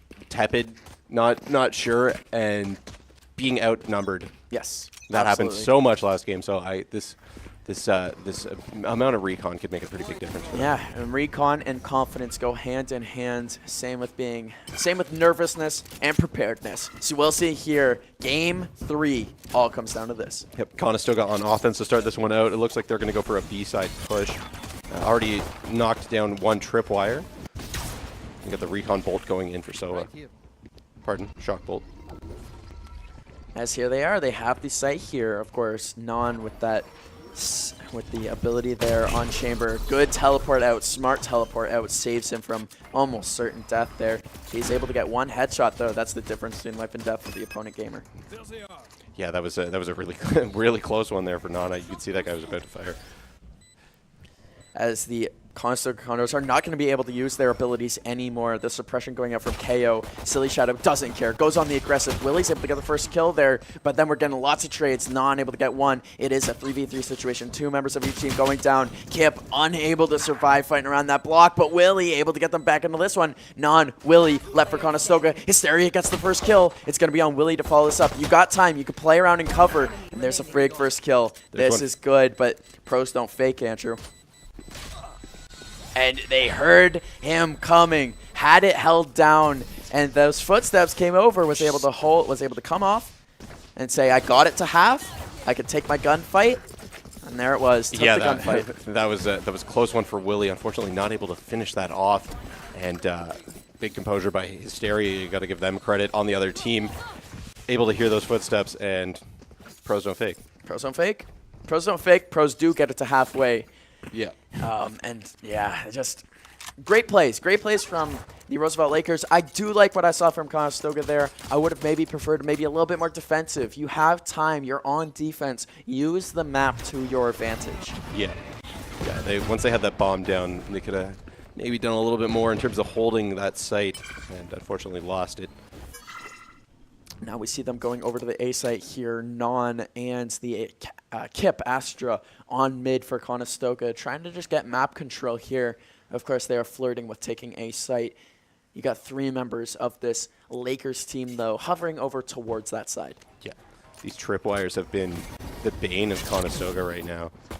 They're having a hard time breaking into sites with that ability.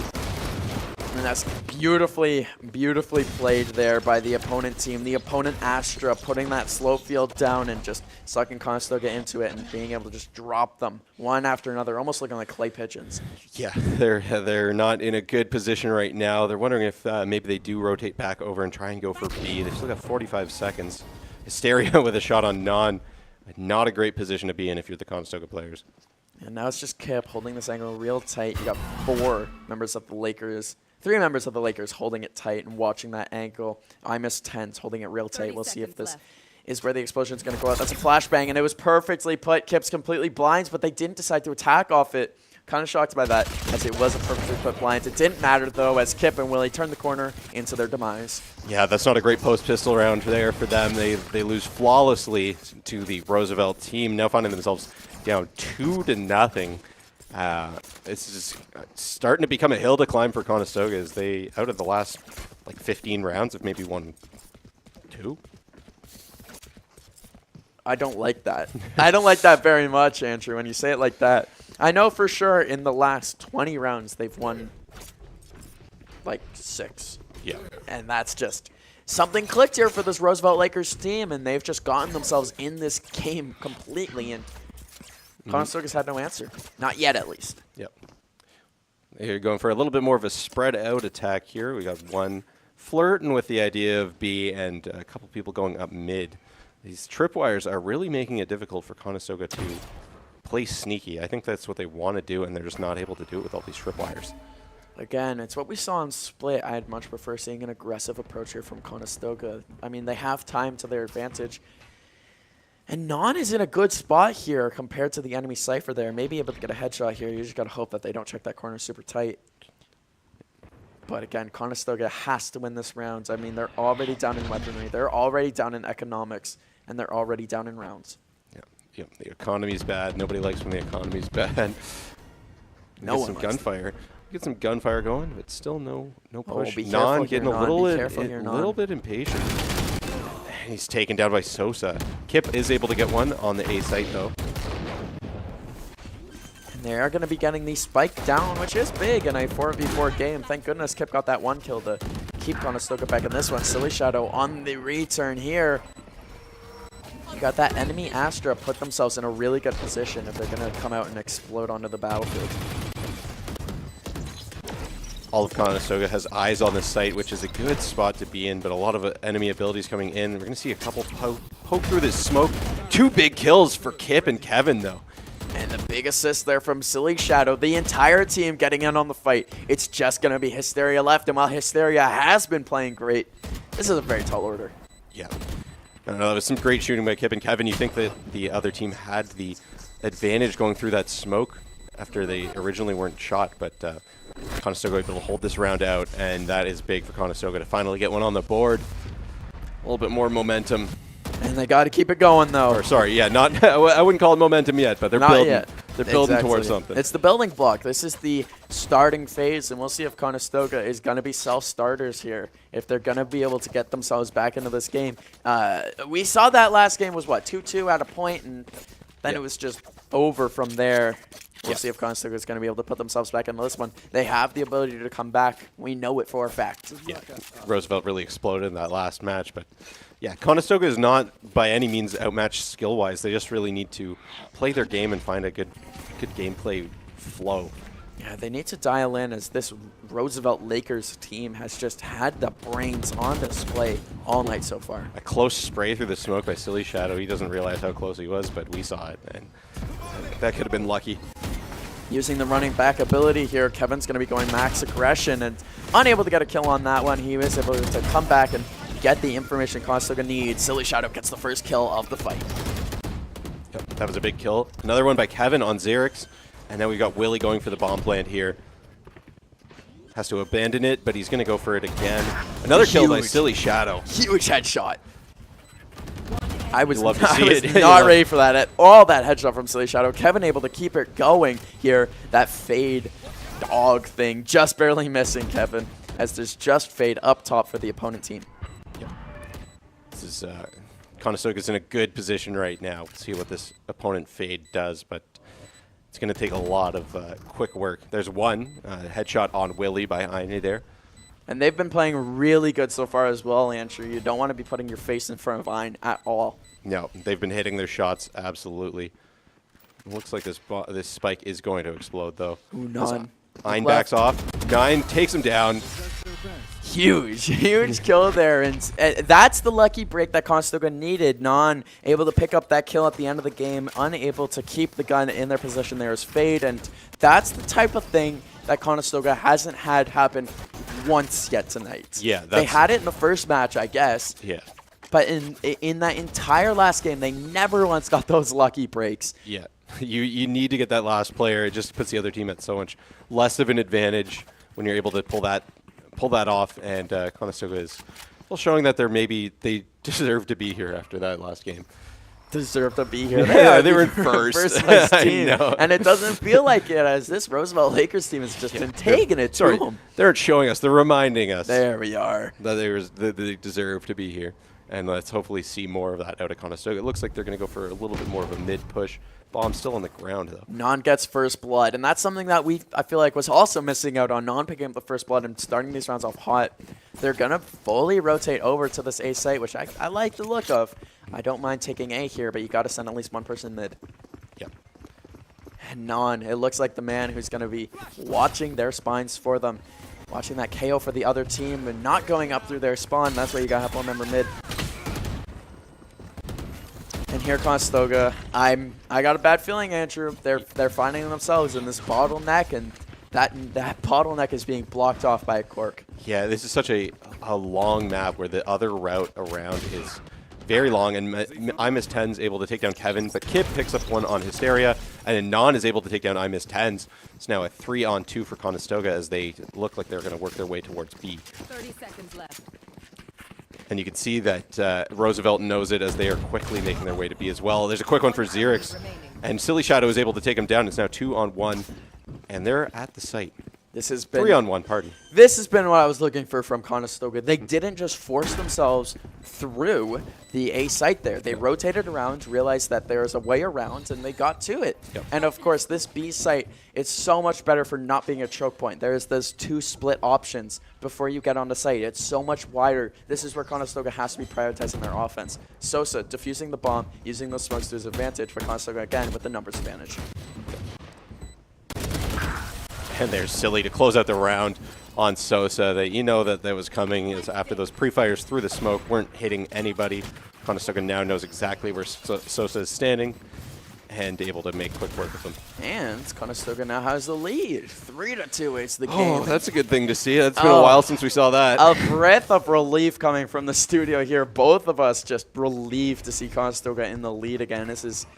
It was getting just... For morality's sake, if it's getting us in the booth, then how do you think it's affecting the players? Yeah, no, that is probably going to translate pretty well. I would like to hope. Yeah, it's the calm before the storm now. Mm-hmm. Seen a little bit of a mid push, a little bit of a spread out to B as well by Conestoga. But there's a lot of smokes and abilities down. And it looks like B site and Willie here just playing it a lot more conservatively. Hysteria, the neon of the other team, is actually pushed up pretty far here. Looking to get some early kills off. Conestoga using time to their advantage, but like last round, you know that sometimes every second does matter. We got a scan going in by the Sova player on Conestoga here. Just a quick peek, taken down by Hysteria. But Willie was able to get the trade off, which was super important. The Conestoga Condors were pinging that spot, indicating Hysteria was there. They should not have taken even one of their members down in that fight, but here Conestoga is in a 4v4, and that's big there for the enemy team. That fade ability, that's marked, and decay here. It's gonna be tough for Conestoga to get into this one. I'm Tense holding an angle tight, but Kevin better on the angles. Huge play here from Kip with that Astra ultimate and a very clutch flashbang there. Silly Shadow able to get 1 kill here on the lurk. This is what we've been waiting for since we started the stream. Yep. That's a great play by Silly Shadow. He's able to take out that second last player, and the final one. I called it. Yep. I misspoke into existence. Manifestation is more powerful than you believe. Yep. Except for when I manifest $1 million into my bank account. Conestoga out 4-2. I gotta keep trying. Conestoga out 4-2 right now, and this is big. You gotta hope that Conestoga doesn't pull a Lakers in that first game, though. Yeah, you can see some big plays here on the replay here. Another nice play by Silly Shadow, able to get that last guy. And Conestoga is in a good spot to be. They're up 4-2 now. And they've been needing this one bad. They needed to be in this position. They couldn't have had another game where their backs were against the wall and the pressure was on them. I guess the pressure is always on them being the higher seed, but they couldn't be in another game where they were going down 4-2, I feel like, as Kip starts this round off hot for Conestoga here, getting 1 kill on Hysteria. And then another kill from Silly Shadow there on Xerix. Beautiful stuff on the initial attack from Conestoga. Yep. Conestoga is looking a little bit more like themselves. Fortunately, Tense takes down Non, but he's quickly traded out by Kevin. And now Conestoga has a 4-2 player advantage. They're going to all move towards the B site here. And just with efficiency, Sosa is the only man back on the site here and goes down. It's just Fade who's going to be coming from mid. And you got to expect here a big fight. Phoenix, Fade, squaring off. Ian takes the first kill. Ian is still able to come out and attempt to make a play on this one in the mid side of the map. For sure. Ian's been a pretty scary player. So we can see, though, we've already got Kip's sights on him, and Kip finishes him off. Yeah, it's a good thing Kip came out as Ian was had a head of fury coming out of the midsection there, was able to pick up a first big kill there on our Phoenix, and then came out and got a second before going down himself. Yeah, no, Ian has been a very scary player when he finds time to hit his shots. It can be bad news for Conestoga, but they find themselves up 5-2 now, which is good. Looks like this. Yeah, they just got to keep it rolling, like you said. Looks like this round. It looks like this. You go. No, I was just gonna say they got to keep it going. They can't be blowing this in this round. It's important. Looks like they're gonna go towards A site, or at least do a little bit of fake. And a big trade-off. Hysteria takes out 2 Conestoga players. And Silly Shadow now has to play with maximum aggressive, or else Silly Shadow's going to be stuck out of this round. Has to get a kill damage or an assist to survive, and unable to get any of the 3, going down to -10s. And Conestoga, the exact opposite of that last round where they took the mid fight so effectively. This one, not so effective. It's now 5v3. Hysteria has damage done against them, but I don't know if it's going to matter at the end of the day here. Yeah, it's definitely a big outmatch for Conestoga, but we see the first shot there by Non, sorry, a big headshot. And able to, well, even it up a little bit. We'll see what they can do. Yeah, and they continue to hold that mid. I don't mind them going A here. It's just being held by that fade. Sova gets hit by the ability there, but no fight is taking place. A-Site is presenting itself to Conestoga. Non-rotating around, going from this long angle to give Conestoga a multiple attack option. You got to watch out here for behind Willie's back, and Willie doesn't. Ooh, Willie did know. Yep. Great sixth sense from Willie. Is he going to be able to get the kill? And Kip able to follow it up. I didn't think he was going to know that guy was there. Yeah, that was a very fortunate peek for Willie, just to make sure no one's coming behind. Maybe he heard him. And Conestoga's not in a bad spot anymore, with Hysteria being 1 bullet to death. That puts Conestoga in a really good spot here in a 3v3, and they're able to get the bomb down with just 10 seconds left in the round. Yeah, that's a big plant for Conestoga. Now 3v3, they just need to hold this team off. And Ein picks up a kill on Willie. It's now 3v2. Another one for Ein on Kip. And there's Hysteria trying to play up aggressive as this counter, this post-plant situation not going in Conestoga's favor at all. And Sosa's able to finish out the round here, 5-3. You gotta have site control there, Conestoga. You can't be going in, planting the bomb, and leaving it. Gave them the opportunity to come right back in the round, and right back in the round they came. Yeah, it seemed a little bit of a scared play from Conestoga. Almost was unsure of the positioning they were going to be able to get by having that bomb down. Fortunately, a lot of the abilities coming in by the Roosevelt team, just making it so difficult for Conestoga to get in there. And here comes round number 9. I did the math quickly. Hey, there's a reason why we're talking about video games and not in a classroom somewhere. Theoretical physics? Please no. I would rather theoretical Valorant. Yeah. We don't even need the theoretical Valorant. We got the real one right here. Coming in, we're spectating a little bit of a recon bolt by Sova. Kevin gets a big kill to start this off and then gets traded on himself. It's a 4v4. You got Non here using Chamber's ultimate ability. That operator, I'm waiting to see it get used. Coming around the corner here, expect Non to do something big. And the aggression as well from Non has put the operator back away. The Vandal's a little bit more responsible in this position. The spike going down.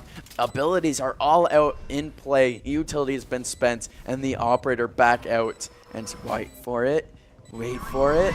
Oh, FaZe's ruining it, but Non doesn't care. Non didn't care at all. What a shot by Non. I didn't think he had time to get that shot off before he got out of there.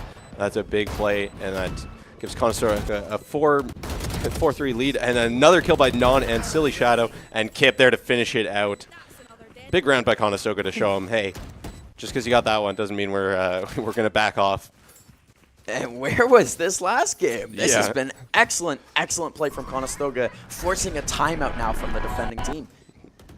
And if you want to look at the kill feed here, Silly Shadow and Ein having a battle for the ages. 11-7 for Ein, 5-6 for Silly Shadow. Of course, I want that triple-double. You know I do. Yep, he has a good...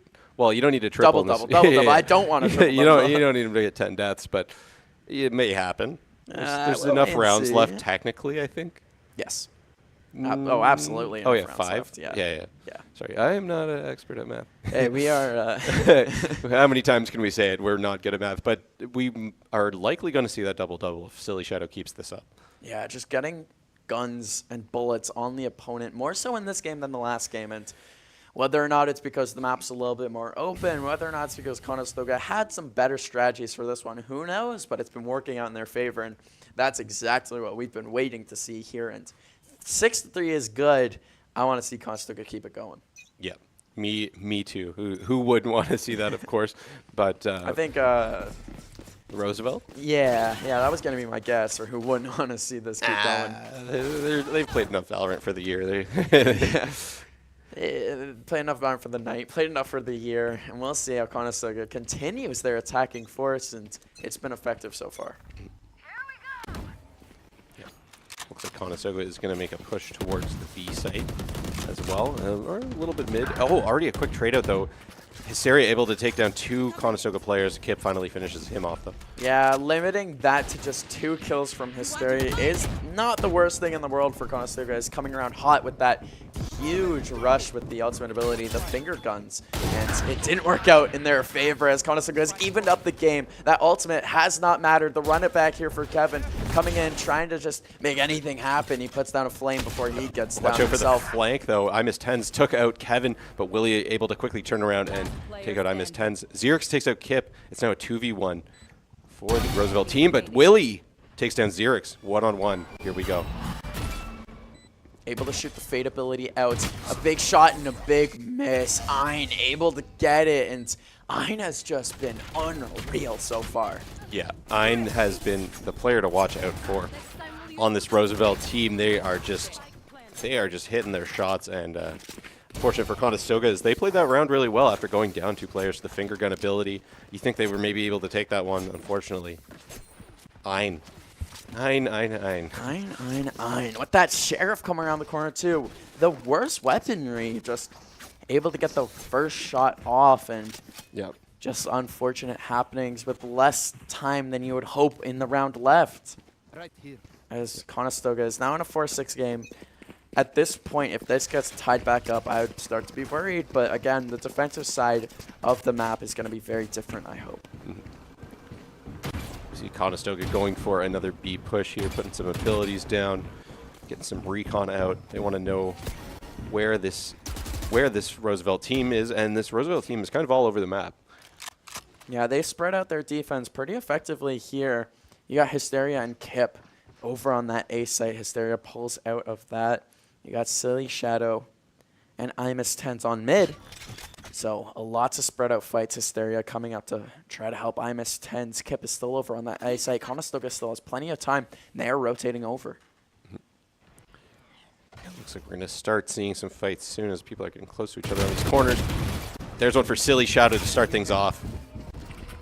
And they keep going out. Hysteria with a huge headshot, trying to pick it up. The util usage out. Non getting stuck with his card, his teleport card out.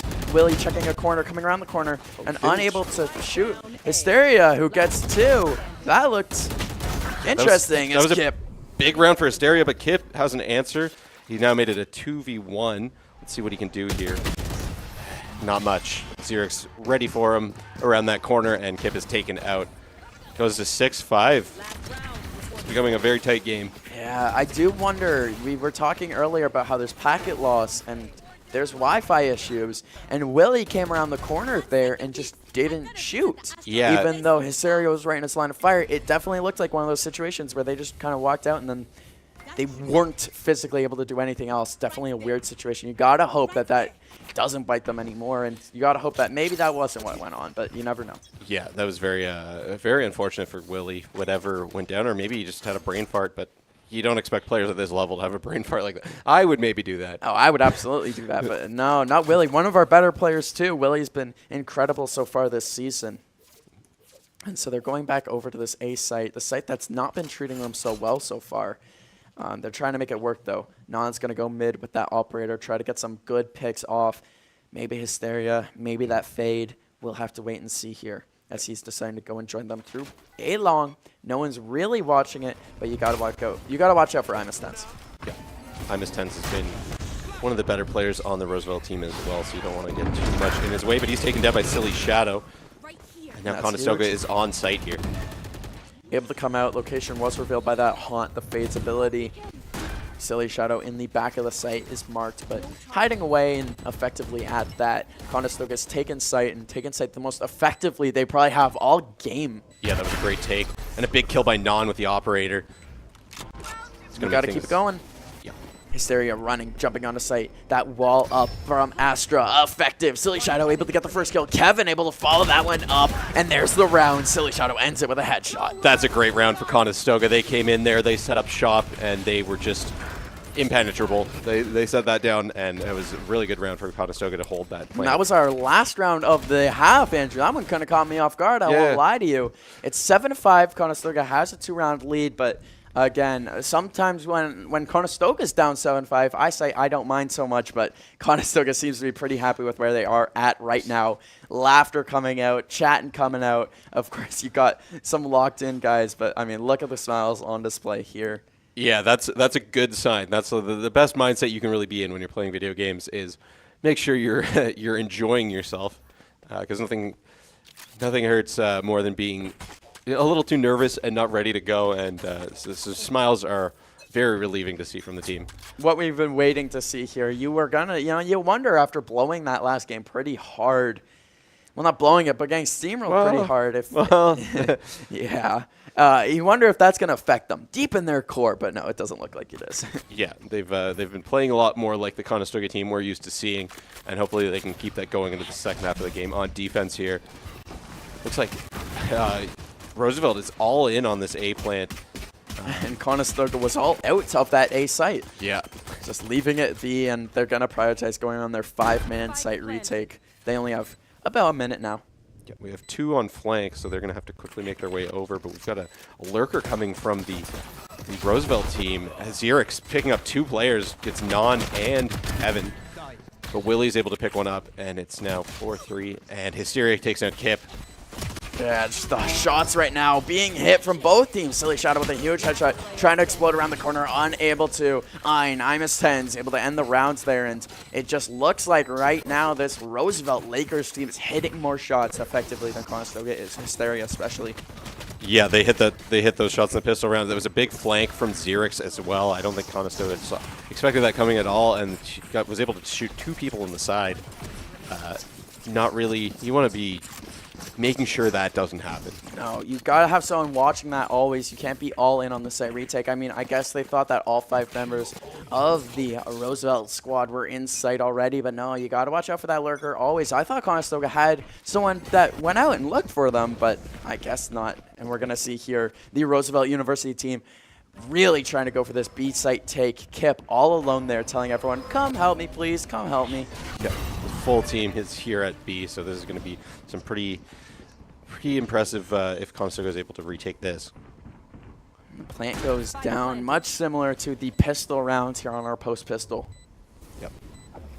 Conestoga working their way in, just trying to find the angles that are correct. They're being held very hard by the operator there, or sorry, not the operator, the Outlaw. The Outlaw. Yes.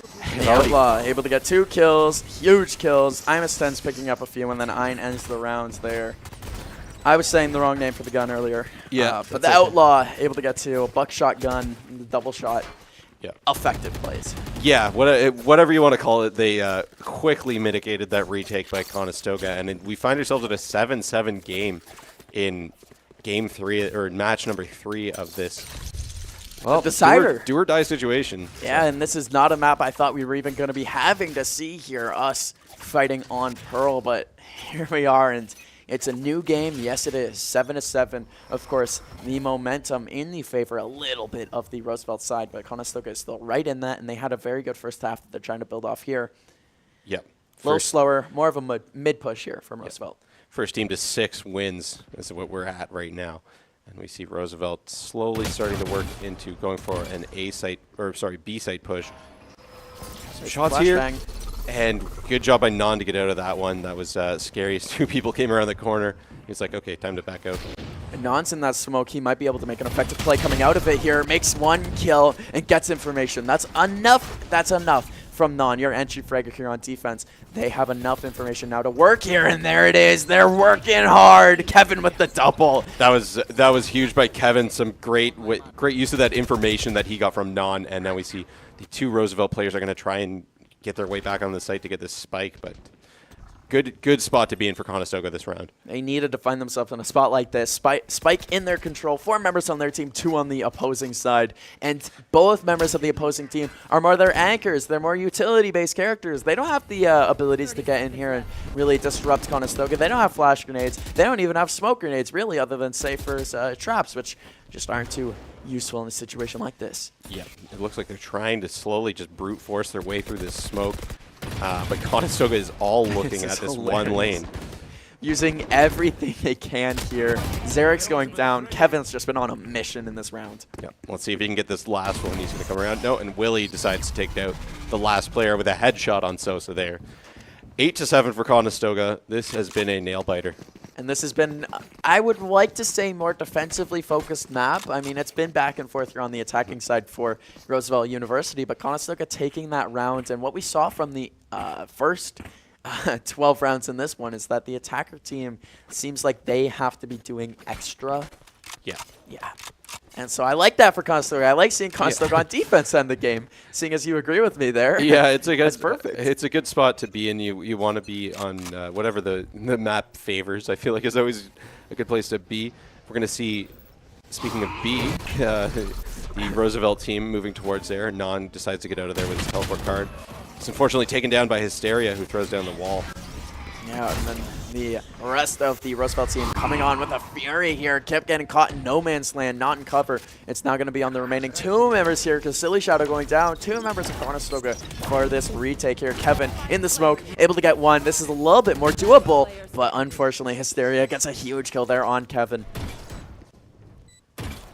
A little bit slower now, a little slowed down here. We're watching Willie in a 1v4 situation. Not something we haven't seen before, but something I don't like seeing. Yeah, he's done it before, but with this time we've got the bomb down as well, which is going to make things a lot more difficult. Oh no, got Valoranted hard there. Was just about to come around the corner, peek against Xerix, and then the quick 180 snap. And you heard it from both of us at the same time. That was kind of tragic. Yeah, you just got to be like, what? What? No. I hate having spectator cam. It is a blessing, and it's a curse at the same time. Yep. Oh, we were so close to seeing some fireworks, and unfortunately, only half of them went off. It's now 8-8. Next team to win 5 rounds is going to take this one home, which is, oh boy, it's getting tight. Are we going to see the, looks like a push towards B from the Roosevelt team here? A little bit B, a little bit B, and a little bit mid.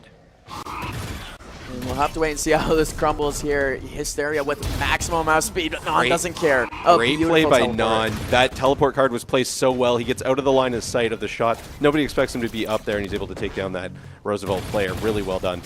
Super smart plays here, and Non continuing to fight. Ran out of bullets in his gun. Imastens and him both in a kind of wackier gunfight here, as now it's going to be on Conestoga here to get the spike defused. Silly Shadow gets the first kill of the retake here. Big kill by Kevin. He hits his ability down, which puts up that wall of fire, which gives Conestoga a lot of time to start getting this defuse going. And there's a kill by Kevin as well. It's now 4v1, and Conestoga gets the bomb defused. That's a sigh of relief for Conestoga. That's a beautiful retake, and that's Conestoga has been prioritizing the retakes rather than dying trying to defend the site, and that right there is on display of what exactly they needed. And the enemy team has been killing it with these assists so far. Xerix and Imastens with 8 and 9 assists, but it doesn't matter so far. Conestoga has the lead, and Conestoga has the kills.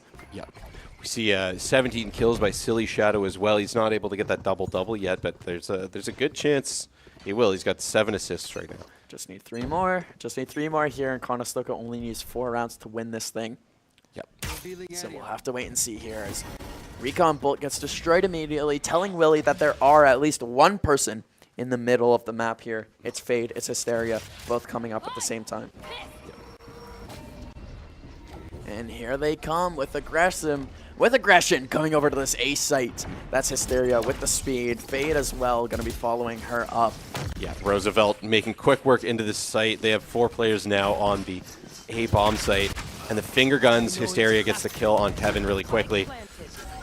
It's going to be a tough retake for Conestoga. And the finger guns are just too effective so far. Hysteria's gotten 3 with it, running around in a fury. Kip gets 1, and it's going to be on Kip to get 4 more. We'll see what Kip can do with it. Yeah, those finger guns absolutely wreaked havoc on the Conestoga team. And Kip is getting snuck up on. I don't think he knows he's being flanked. And he's taken down by Ein. This is just, we went around, you went around, we went around, you went around. And if you look at it, it's in our favor as we are taking the first one, but still. Hopefully. You don't want to bring it down to the wire like that. We've got Rajante throwing in a timeout. This is a very deep tie to be in. So we'll see what the Conestoga Condors can do here. Yeah, neither team really finding an advantage. This has been the opposite of a momentum game, as this one has been just very back and forth. Tactical as well, as a lot of the last game I would say was a momentum game, lots of team fights, lots of multi-kills. This one's just been more surgical, so to say. Yeah, for sure. And that's, I think that's how you got to play when the season's on the line. You've got to really not take your time with it, because if you're a team that's good at moving quickly and taking gunfights, but just being precise in your strategy. Yeah, deliberation is key moving forward here for Conestoga. And here they are deliberating strategies and delegating out roles for everyone to do here in this round. You got to expect here it's the timeout by Reggiante. Conestoga to come out hot in this round. We're hoping that timeout statistic, the post timeout stat, comes true today, because it's a lot nicer to be up 10-9 than be down 10-9. You said it yourself. You cannot put yourself behind, especially in these late stages. It is a late tie, like you said, and you got to either put yourself ahead or keep this thing tied. You cannot be going behind. It's much like tennis when you reach that overtime situation. Deuce and the advantage. You gotta be the team who has advantage. Yep. Conestoga starting to back off from their A-hold, which I don't think they should, because that's where the whole Roosevelt team is coming in. Some shots, nobody down yet. Yeah, all 5 of them piling in over there. Huge play there. And a huge shot from Silly Shadow. And I completely thought he was out of that one, but no, he's still in the fight here in the corner. The bomb is down too, and Conestoga knows it. They have a huge play here, and wow, I did not think that was going to go in Conestoga's favor, and I still don't think it is, but they keep delivering. Wow, that was just incredible. You saw a couple of great kills by there, like Kevin and Kip finishes off their round, but we saw, I don't think you noticed it, a utility kill by Kevin right before the mayhem ensued. Yes! Yeah. Yes! He got the Molotov kill. Oh, beautiful. Yeah. And a beautiful hold by Conestoga. Are you kidding me? I didn't think they were going to I didn't think they would get one out of that. No, they were in the right spot for that. They were able to take down all the players. I don't know, the gods of Valor are like, yeah, they're pushing A. Everybody be at A. This is the first round on defense we found ourselves in the right spot. A lot of the rounds we're retaking, this has maybe been the first one we just got to hold right off the bat. And here we see Maximum Aggressive. They hated losing that last round. Hysteria especially, that Neon sprinting around at the speed of sound. Got places to go, got to follow his rainbow. And not able to. Kevin gets a huge first kill off using his run-it-back ability, and the Silly Shadow tries to keep the things going, tries to keep the damage going. Unable to, but Conestoga has a 4v3 advantage, and Spike in their possession. Yeah, they're on site. They are in a good position right now. They just got to wait for Roosevelt to come to them, just play calm. 4 players to 3. This is Conestoga's round to win. They just got to just keep calm. They can't make stupid decisions. Stupid decision.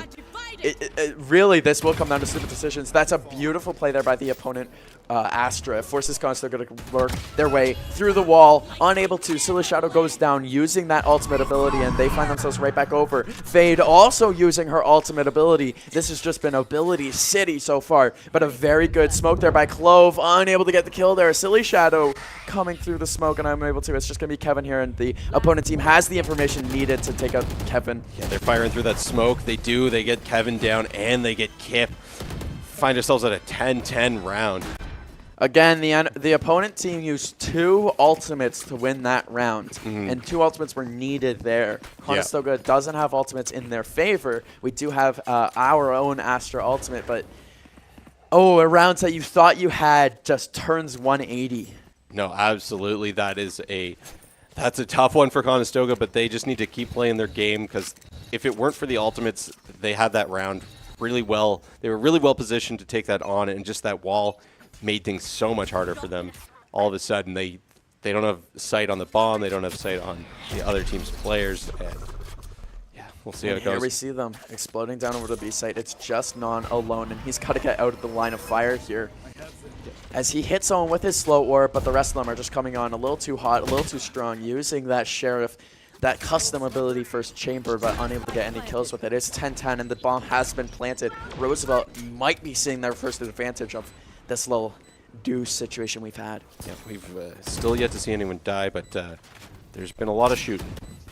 Lots of shooting, lots of rooting, lots of tooting, and there it is. Huge kill from Silly Shadow. Picks up the headshot, and they have the spike on their side of that Astra wall. They're just trying to clear out their side of the site. Kevin gets one with the Sheriff on Xerix, and a couple of Conestoga players go down to I-10s.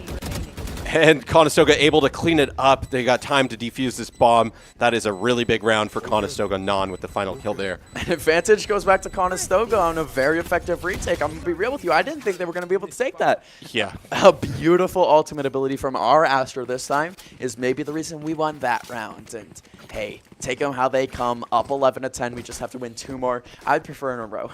Yeah, exactly. That would be very nice. Good place to be in if you're Conestoga, but still just such a down-to-the-wire game here.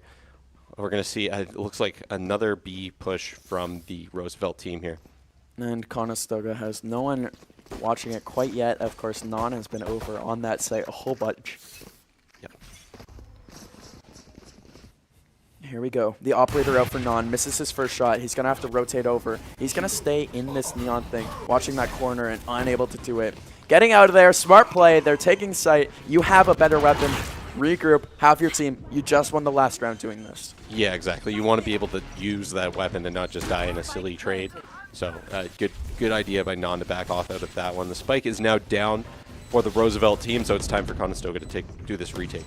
And Non's going aggressive with that operator holds. Kevin gets caught with his ability out. It's going to be on Kip now in a good spot himself, and Silly Shadow unable to do it. Picking up an Odin was Willie, but Odin does not work. The rest of Conestoga going down as well, falling suit, and we're 11-11 now. Oh my goodness, this one's been back and forth. It is just back and forth, and we've got Roosevelt.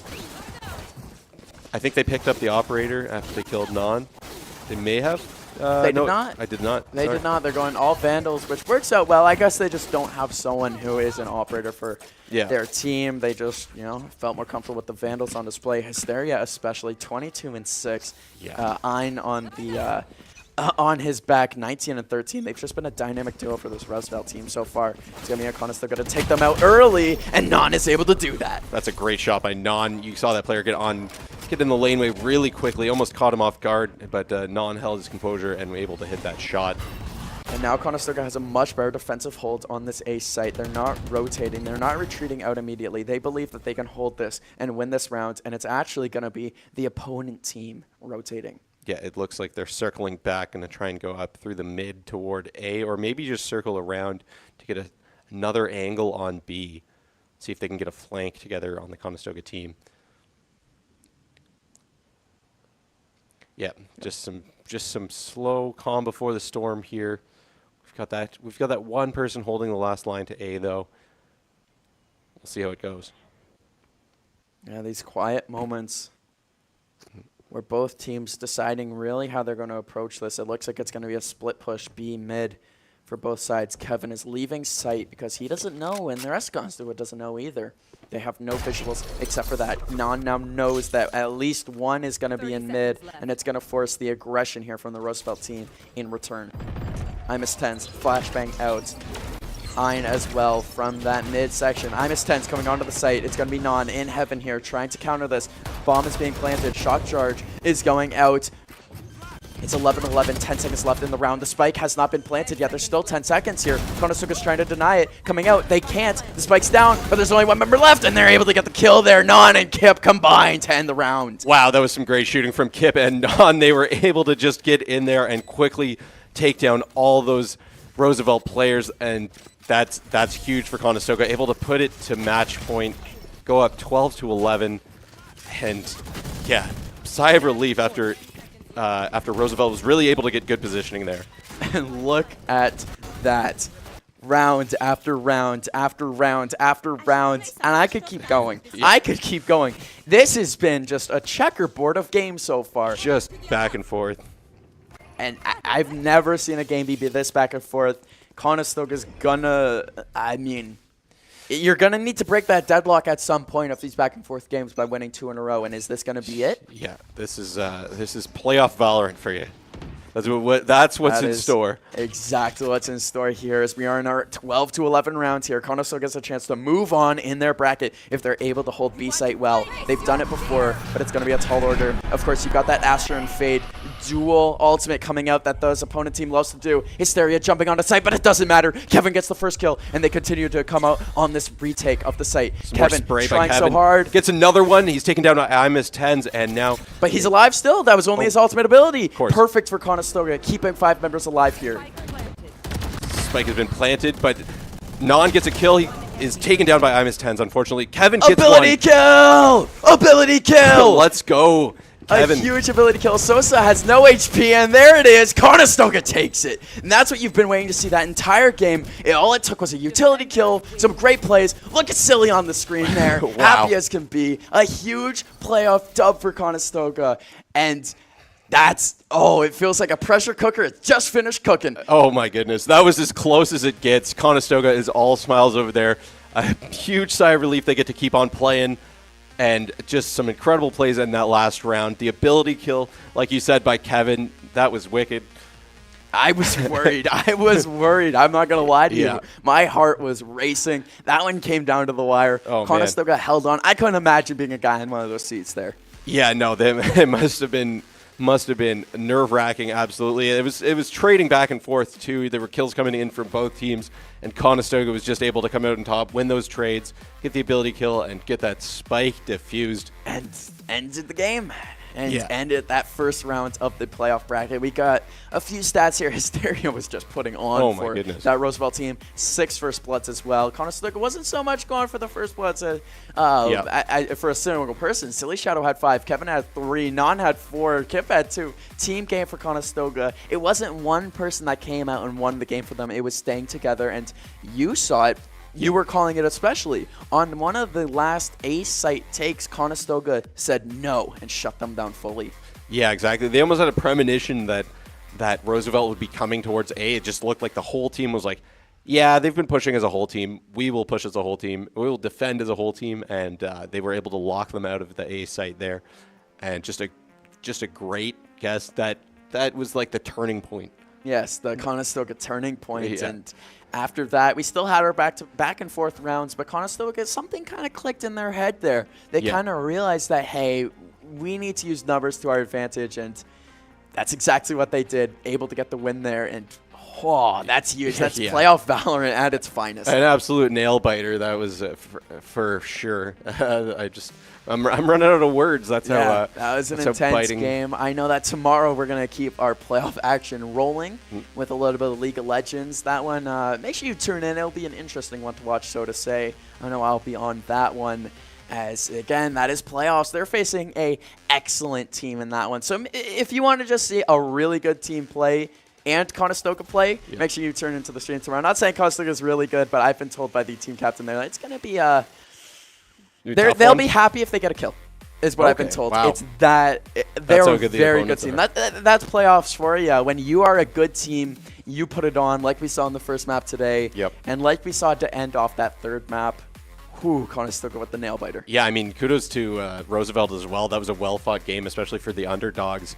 They wanted to keep their season alive, and they sure as well almost did. But Conestoga able to hold it out and come out on top, and that's good stuff. Winning their first playoff series, 2 games, 2-1 here in the best of 3. We're going to continue on with Valorant in the playoffs, and I feel happy to say that in the winners bracket, and tomorrow you'll see us for League of Legends. So I thank you for tuning into the stream. Thank you for watching the Valorant. Thank you to the boys for winning, and we'll see you tomorrow.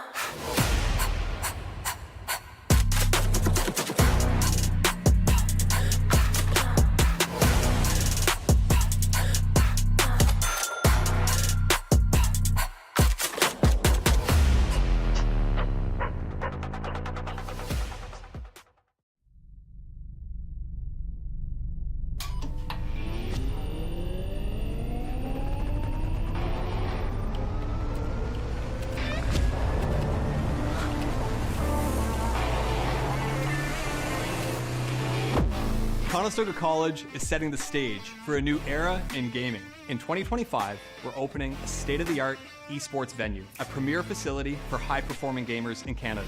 In this 10,000 square foot facility, we're putting you in the center of the action. The facility will have 50 top-tier PC stations, 5 console stations, immersive VR stations, a team operations room, a full production suite, and a premier competition stage. Esports is a rapidly evolving industry with global viewership of 532 million in 2022. This initiative goes beyond esports. It's also a platform for forging bonds, making memories, and creating connections. Since 2020, Condors Esports continues to evolve, providing industry-leading facilities and experiences to the esports community. Conestoga's esports venue expresses a sustainable and intentional future to compete, play, and work, all powered by gaming.